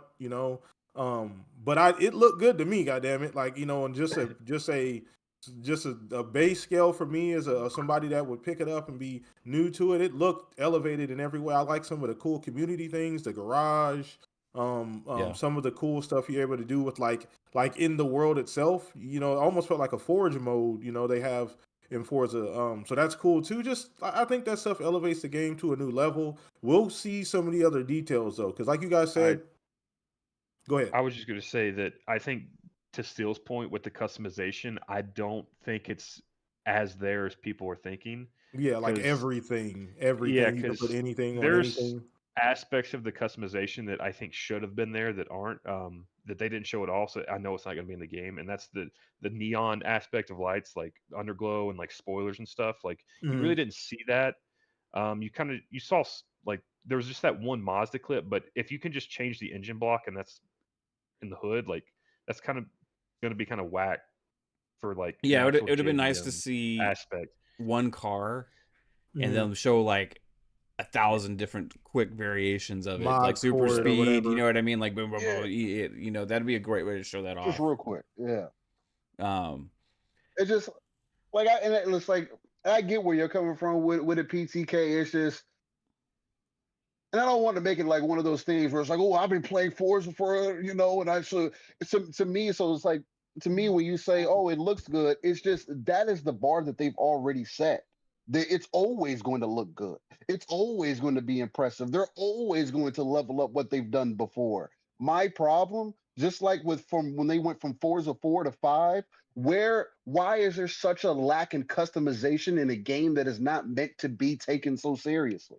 It is not meant to be motorsport. Yeah, why are you giving me motorsport-like options? Well, even with motorsport, like, the options dropped down over the years. Like there used to be so much more customization back in the day, but at every iteration of all the Forzas, it seems like there's once less again, you guys are more versed in this than I am. Like, you guys' bar is completely different than mine, so I can't even speak from the perspective. I could care, not saying I could care less, but I'm not even like that. Doesn't really hold any value to me. So. But that's why I'm speaking to, because when people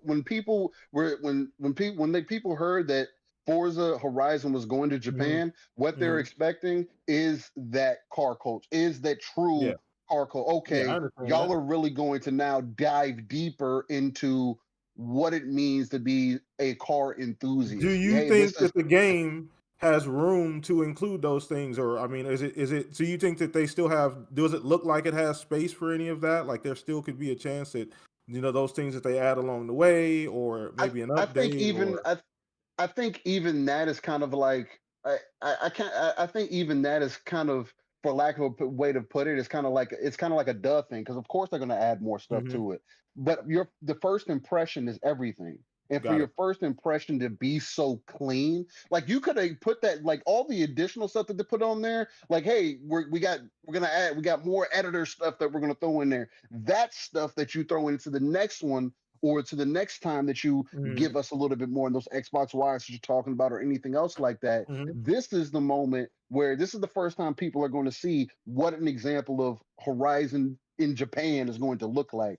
And people's biggest fear, what I've been hearing people talk about, why people want Forza Horizon to evolve, they don't want it to just be, where this is just another Horizon. It's you're going to be leveling up, spinning wheels, not really fleshing out too much with the cars like that.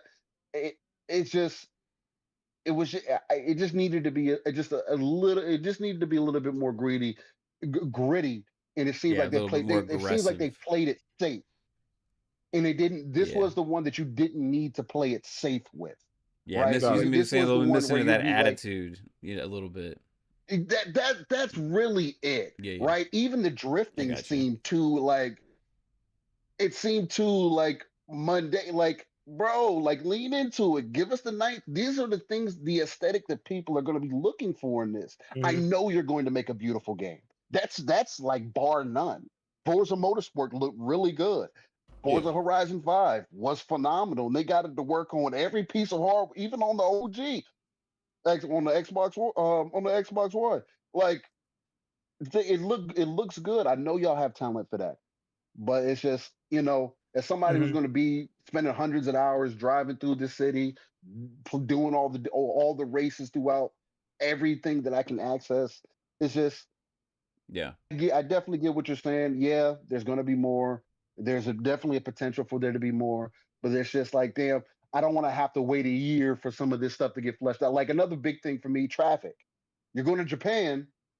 I need you to talk to me about traffic, because traffic's a major thing in Forza for me, right? Especially, I mean, you see games like Assetto Corsa who have mods where they have like no hezzy, where they have heavy traffic, where you can flow in and out on the interstate and make the races more intense. And like, are you going to have those type of options? They didn't talk about AI either. For Microsoft to be so heavy in AI, okay, how are you implementing AI this time?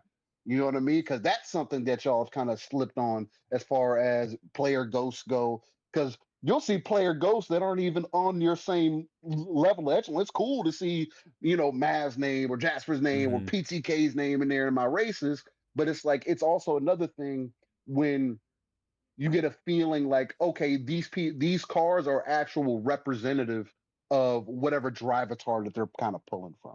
You know what I mean? I'm kind of hoping that we may kind of get some of those vibes, because they were saying that they're also going to include a lot of Japanese music. So like, if you just are racing and the Teriyaki Boys come on or whatever, it's like, like, I think that could definitely change a lot of it. Like, you're just going down the highway street racing, and like you get some of those good, like, upbeat Japanese music to come on. Like, could really add to the vibe of it. But I mean, that's just one aspect. Yeah, I don't know. Like, I mean, I think like when I think Japanese music in my head, but it's all actual it's K-pop. It's not like fucking actually. I don't know what I don't know what Japanese music actually is like. It's I think I just hear K-pop shit all the time.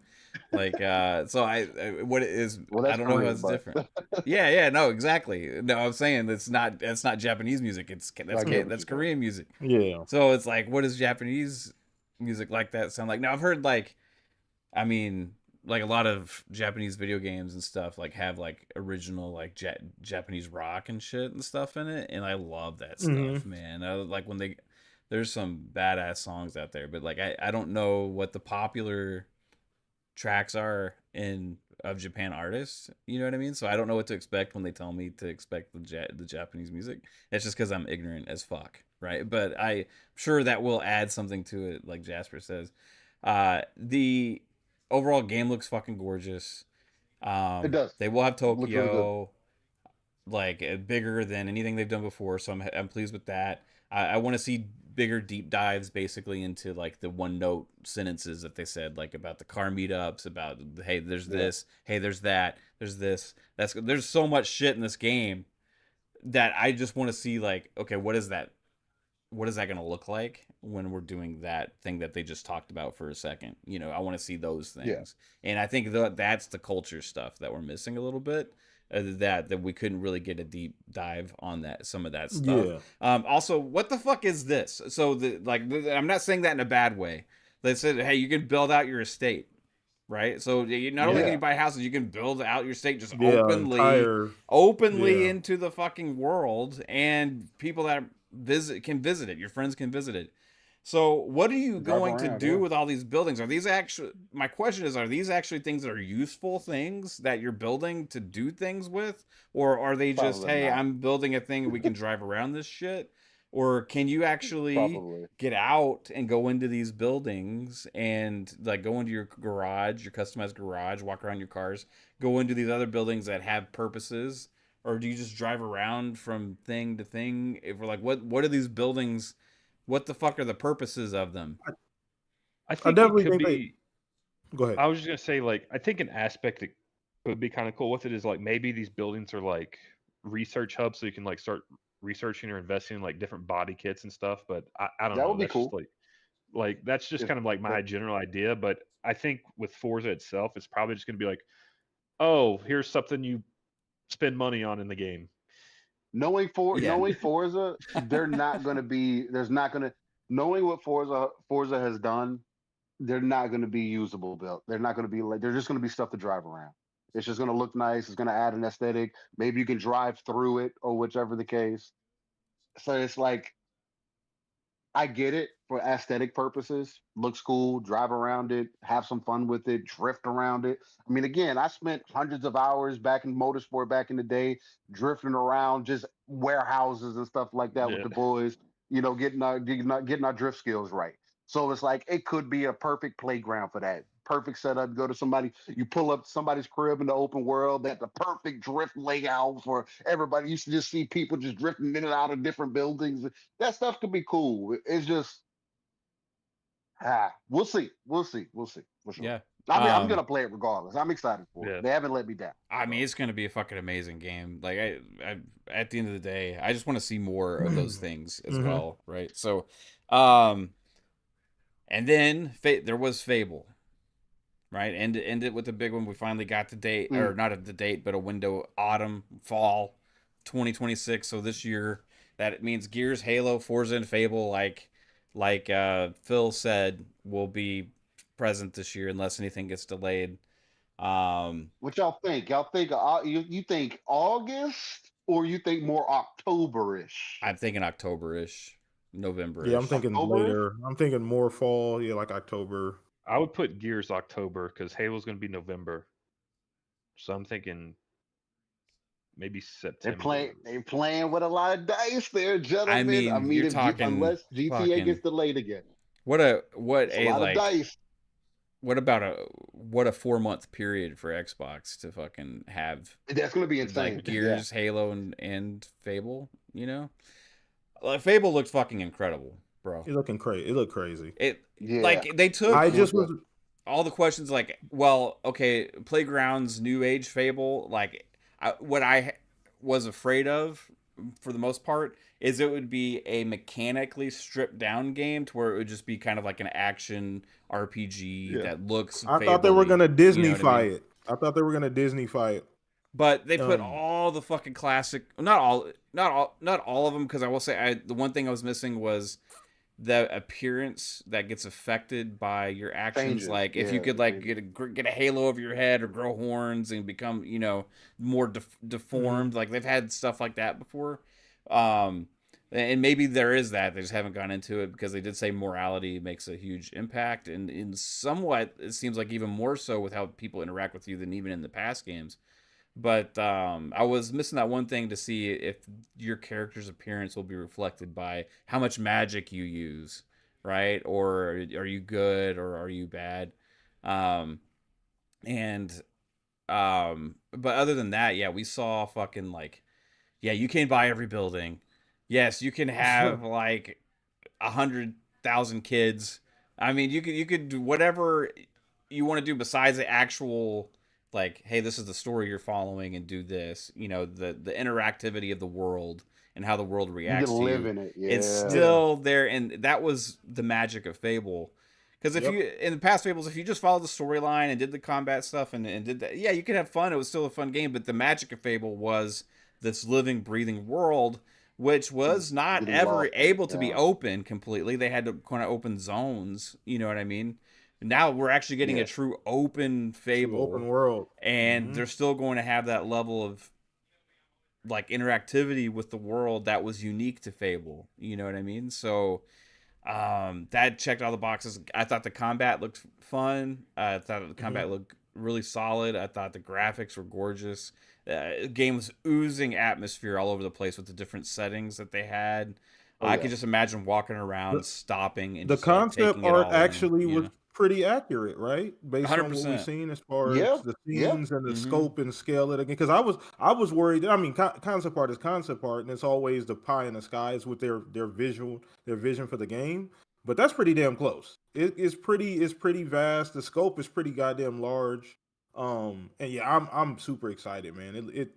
The fact that everything's woven together, like you said, the interaction. This is much more interaction active than the first two games or three games. I mean, so as far as I remember, Mav, I don't remember you being able to have this much of an effect on everything, and I everything mean, being so much of a ripple effect as far as your decisions. I mean, to there this scale, was, but I think they just amped it up another level. yeah, With yeah, but Yeah. they It's on a had different that. level. it's Yeah. on a different scale. Yeah, They had it to where random people just shout things at you based on what stuff you've done in the world, like all these kind of yeah, things. But they've taken this to another level with it. It seems yeah, like, yeah. It's pretty crazy. yeah. Especially So with them honing in on, hey, we have 1,000 NPCs who are all. I mean, and again, a lot of people are going to be like, whatever, NPC, 1,000 NPC, what's that supposed to mean? But that gives me at least a little bit of detail on their thought direction of how they want you, or how they want the world to interact with you, yeah, right?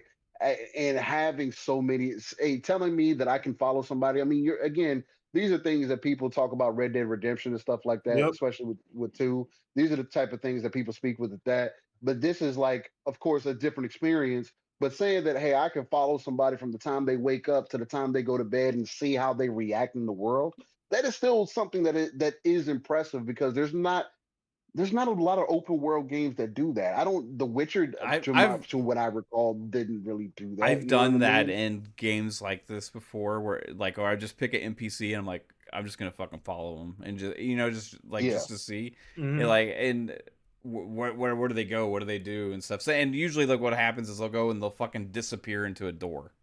Yeah, You know what I exactly. mean, Yeah, or some shit like that. But like this game, they don't just disappear into a door. They're actually living their lives. Living, You know, yeah. like which is going to be interesting to see. Yeah, it's going to be interesting to see how that plays out. like you could make these scenarios. Okay, well, I'm just gonna evict this person just to see what happens right now. You know what I mean? And But like that's just the you're creating morality choice. exactly. That's the whole point of the game. Like you said, this is what makes Fable special. That literally what you just said is what makes Fable special. The world, the characters, all of that's great. But those morality choices in the game, literally letting you be bad for no reason. Like there's really no reason for you to do this, but I'm going to let you do this. And it actually have this like ripple effect on the world, and you being able to see that. Like, Yeah. and then they even had the visual aspect of. They just gave us an example of the giant, right? You make a choice early on in the game. Maybe you decide to kill him. His body lays there for the rest of the game, and it affects how people look at you, how people, Yeah. the actual like And this is value just of the one land example of itself. those kind of things. Yeah, that's too, just right? one example. Yeah, exactly. Yeah. Yep. That's just one example. Yeah, there's no telling what else you could do. Yeah. So I know that PTK and Seal were looking forward to Fable, Jasper, but you Yep. were the one that Yeah. was kind of always like, well, I don't really know too much because like I played the other ones a little bit, but so what did you overall think of the game? Yeah, I'm definitely into it. I'll be picking it up whenever it comes out, and I'm excited to jump into it. I think it definitely showed better than I was hoping for, because I didn't know what Playground was going to be able to do, because they've only made racing games. So Mm-hmm. the fact that they are able to kind of flush out a full RPG and keep some of those elements from Fable is it kind of surprised me, because like I said, I thought it was just going to be kind of a very simplified down version of Mhm. Fable, because this was their first game. So the fact that they've kept those elements, captured them, and kind of expanded on them in ways, I'm definitely excited to play it. Yeah, right on, man. Hey, also we got shout out to the combat. Like, now it's not probably like the most extreme, over the top, Yeah. fluid It looking looks good. combat, but I mean, thought it looks looked good, really good, and especially with the magic. it was very interactive combat. Like, there Mhm. was It a remind me of part. Hogwarts. There's a part where he had like a Good, crossbow and he yeah. shot at the bigger Recall. dude that had armor on his leg, so that way Yeah. his leg got He taken out fell from under him when he forward, fell yeah. forward on his face. You Mhm. know, I noticed the Hobbs were like hitting each other on accident. You know, like this guy right here, he hits him with the crossbow, takes out his leg, and then smashes him. Like, that's pretty sick, dude. Like, unique like idea as well to like make Calling it. down the lightning. Mm-hmm. Mhm. And that's what That Fable stuff 2 is that's like. cool. You had your physical and you had your magic, and it was Yep. always kind of a blend of how you wanted to play, right? Like, and you had your different abilities, and then you could grow the strength of each one of those, and the spells would transform over time as they got more powerful. Like, I just love to see this blend of smooth like gameplay with it. I did notice, like, somebody, I think it was Prince Green in the chat earlier, had mentioned the frame rate looked a little choppy at some points in the combat sequences. I had noticed a little bit of that too, but I don't know if it's just the stream. You know, I think it could just be the stream showing, and the fact that this is also play anywhere. I do think this is going to be a very intensive game, because it's got insane graphics, and it's huge open world, and all those mechanics going on behind the scenes, all that processing, that's all the shit that's got to be computed, and all this stuff, right? Like, a living, breathing world, games are usually kind of more of monsters. So I think that overall the combat is as pretty much as good as it could possibly look in a game that's doing everything else they're doing. And this will be play anywhere, so you'll be able to play it on your PC and get the best experience possible as well. It was interesting, they did say it's coming to PlayStation as well at launch, so that's one they won't have to wait on, as opposed to Forza. They will have to wait on that till the fall. Forza will be May, Xbox fall, on PlayStation. And who was that in the chat was talking about, it's interesting that PlayStation is the only place you're gonna play Wolverine, GTA, and Fable day one. Like, well, yeah, okay, well, you could say Xbox is the only place you can play fucking GTA, Forza Horizon 6, and fucking, what was the other one that they said, day one. It fucking doesn't matter. Like, it's like, just play games where you want to play, bro. Just get a PlayStation 5 if you want to play there. Everybody's happy if you do. That whole like fucking stupid shit is just, I don't know. There's so many games out there for everybody. I'm playing primarily on PC these days. Like, I just am, because I'm getting the best experience for the games that I have. You know, then when I'm playing for more convenience, because I'm in the bedroom or like the living room or something, I'll pop the Xbox on, you know, and have short spouts there, and then also have my Ally. Man, all these games are Xbox Anywhere, bro. Yep. All these games are 100%. Yep. and they're all in Game Pass. Yep. I don't gotta spend a fucking dime more than what I'm already paying. Yes, they're Gamefreak games, fucking Game Pass, dude. Xbox Anywhere. I'll be playing that shit on my Ally, my fucking PC, and my consoles, just like Fable and Forza Horizon 6. You know, I don't know if I'll play Killing for like a minute probably, but the other ones I'm probably gonna put some fucking time into. But yeah, man, this was overall a great dev direct, I would have to say. Fable, man. I'm gonna watch the Fable segment probably like 5 more times. Yeah. You know? Same, dude. Well, guys, I do want to thank you for being here. I need to get some fucking lunch. Yeah, same. And Same. chat, we will not have a regular FSP tonight. We're not doing 2 shows one day.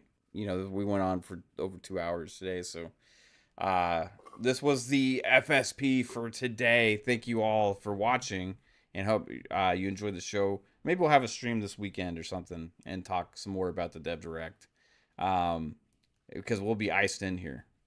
I won't be able to fucking leave the house. I don't think. It's gonna Hopefully be crazy. power doesn't go up. That's what I'm hoping hopefully. too. Yeah. Otherwise, we'll have to use body heat. Ooh. Oh. Bring on the cold snap. Steel. We can get cozy out from the cold. Not Steel's body heat. I want to talk about Steel's. What are you talking about, PTK? Don't worry. Shit. I'll make a little trip. No, you won't be able to get in, man. You'll be fine until you get probably into like I'll slide. Right, I'll slide around. right. Don't worry. I'll slide right That's right. around. Find a way through. You fucking drive on a bobsled. Hey, I'll make it. They're like, I'm here for body heat time, man. I'm gonna make your whole week. All right, fuck. PTK, thanks for joining us, bro. Tell everybody where we can find you, sir. All love, man. Hey, I just appreciate being back. Had to dust the mic off. I hit Mav up late yesterday, and I was looking at my phone like it was a damn hotline, whether or not I was gonna message you. I'm like, should I do it? Shouldn't I do it? But no, dude, I'm glad to I'm be super here, fucking happy anytime you're able to be here, man. It's awesome. I part of the appreciate family. that, man. Yeah, with the gang, man. Glad to see Jasper. Glad to see Steel. You know, we don't talk as much and we don't see each other as much, but I'm always glad to see busy. Yeah, I know, man. I'm glad to see you know, everybody's doing well, but I appreciate chat, you guys showing up today. Once again, I shout out to Xbox for doing these damn events every single year. You know, they get better and better. I just appreciate this time we have together. Like Mav always emphasizes, go play some damn games. Doesn't matter what on. We do not care. We have not cared for a very long time. We do not care. Yeah, at all. We do not care. Play your games. We do not care. Play your games. Yeah, but shout out to you, Mav. I appreciate you, brother. Always love you, man. Shout out to Kate too. I think I heard her in the background a couple times. Yeah. But appreciate, man. Thank you for having me on. Yeah, dude. It's great to see you, man. And can't wait to see your show some more whenever it comes back, or check out your TikToks and stuff. Man, we just got raided by ILP during our outros, man. You should have been here 30 minutes ago, guys. Come on, what's up? No, appreciate you fucking guys, man. Addict, King, Cognito, Sav, you guys are amazing. Chat, hey, if you aren't subbed here, hey, at least you could give us a sub. You know, with the raid and all, you know, just give us a sub, because we aren't going to be able to watch us for very long because we're all leaving. I got to eat some lunch. I got to support this body, you know? 100%. It needs calories. Got to eat. But yeah, thanks everybody. Hey, dude, Iron Lords, you rock, guys. Thank you so much for the raid, and everybody here from the Iron Lords. If you aren't familiar with me, then you should be, and all these guys here. All these guys here, including Jasper. Yeah, Jasper. He doesn't have a channel or anything. He just sits here and talks shit, but he's cool. Steel, thanks for being here as well, bro. Tell everybody where they can find you. Absolutely. Well, you can't find me anywhere right now because I'm not doing anything. I got a lot of real life. Yeah, I'll be on the bobsled on the way to Mav's house. I got a lot of real life stuff going on. If you want to keep up with me, I still do frequent Twitter. I'm not one of these people that hates Twitter for whatever reason. I can separate myself out from the internet and be myself and not have to worry about what's going on online. But Steel Rain, man, T is a 7. It's the same everywhere, YouTube, Twitter, whatever it may be. If I end up doing random uploads, the same thing on TikTok. If you want to follow me there, I upload random ass videos there too. But yeah, main place is Twitter. I'll probably have a major update depending on how things go soon. And that'll probably give people somewhat of an idea. Maybe it'll just be a picture and telling people to show me some love or whatever the case. Or maybe you won't. Who knows? But nonetheless, it's a lot of big moves happening, man. A lot of big changes. Fortunately or unfortunately, depending on how you want to look at it. But nonetheless, life moves on, and I'm praying for everybody. And it's just great to be able to catch up with you guys, even doing stuff like this, because this is This is what it's about, man. You know, and I've missed it, chopping it up with you guys on a week to week basis about what's going on within the gaming space, especially because it just seems to be getting crazier and crazier. Like there's just more stuff going on. I could have never called that Mav and Caitlyn were gonna get as involved in Arc Raiders as they have Oh, it's been. consumed our fucking life, bro. Like I'm just I love had that a for you feeling, guys, dude. me and It's Pong amazing. had a feeling like you guys would like it, which is why we were trying to urge you in, urge y'all in like early on. But like I just never expected y'all would like catch on, especially with guys like Burnt Peanut. Dude is funny. It's You hilarious. get inside, you get with She's these a other little guys, too Tim Tam and all obsessed these with other him, guys. though. I think she actually He's might have a thing for gotta- the peanut, which I'm a little you gotta concerned watch out about, for to the be goop, honest, man. right now. You gotta watch out for the goop, man. The goop. You don't even take her down the peanut aisle in the grocery store anymore. No, 100%. We stay away from Texas Roadhouse. You know, there's fucking peanuts on the floor and shit everywhere. Man. Like I ain't taking her anywhere. Yeah, man. 100%. The goop runs deep, man. It'll affect you. You gotta be careful. You gotta be careful, man. Yeah. So, but yeah, much love. Appreciate you. And yeah, man. Appreciate it, Steele. Thanks for being here, man. It's good catching up, dude. Yeah, I think Kate's actually making a Burnt Peanut tribute channel on TikTok. Oh, okay. Yeah. She might be able to make some. She probably make some good coin off of that. It's going to be called the Bungie Ladies. Oh, okay. Because his fans are the Bungulators. So he does talk about the Bungie Ladies? Okay. Well, they're right here. So she gonna be the fangirl. Yeah, she's gonna be like the fangirl group. Yeah, 100%. Jasper. Peanuts Angels. Peanuts Angels. Yeah. I mean, I know of the Burnt Peanut, but I don't know what the hell you're all talking about. So yeah, he's yo, check it out. Look, Lord Jasper, Twitter, all that fun stuff. And like everyone else said, it's nice getting back with the extended family here because we don't talk and see each other as much. So that's always the best thing about these shows is when we're able to all meet up. That's how I wrap it up. 100%, dude. Good catching up. PTK, been a long time. Steel, been a long time. Sure. Jasper, been since last Thursday. But we will, not, like I said, we won't have a regular show tonight because we had this today. But maybe I'll do a stream this weekend talking more about the Dev Direct after I've had a chance to watch them over and over again and catch some of the little details and stuff like that. Also, usually they do the blog post where they reveal more things, so I need time to go and dig through all that shit too. But everybody, thanks for tuning in. I appreciate you all. Have a good one, and we'll see you again soon. Peace out. Bye. Bye.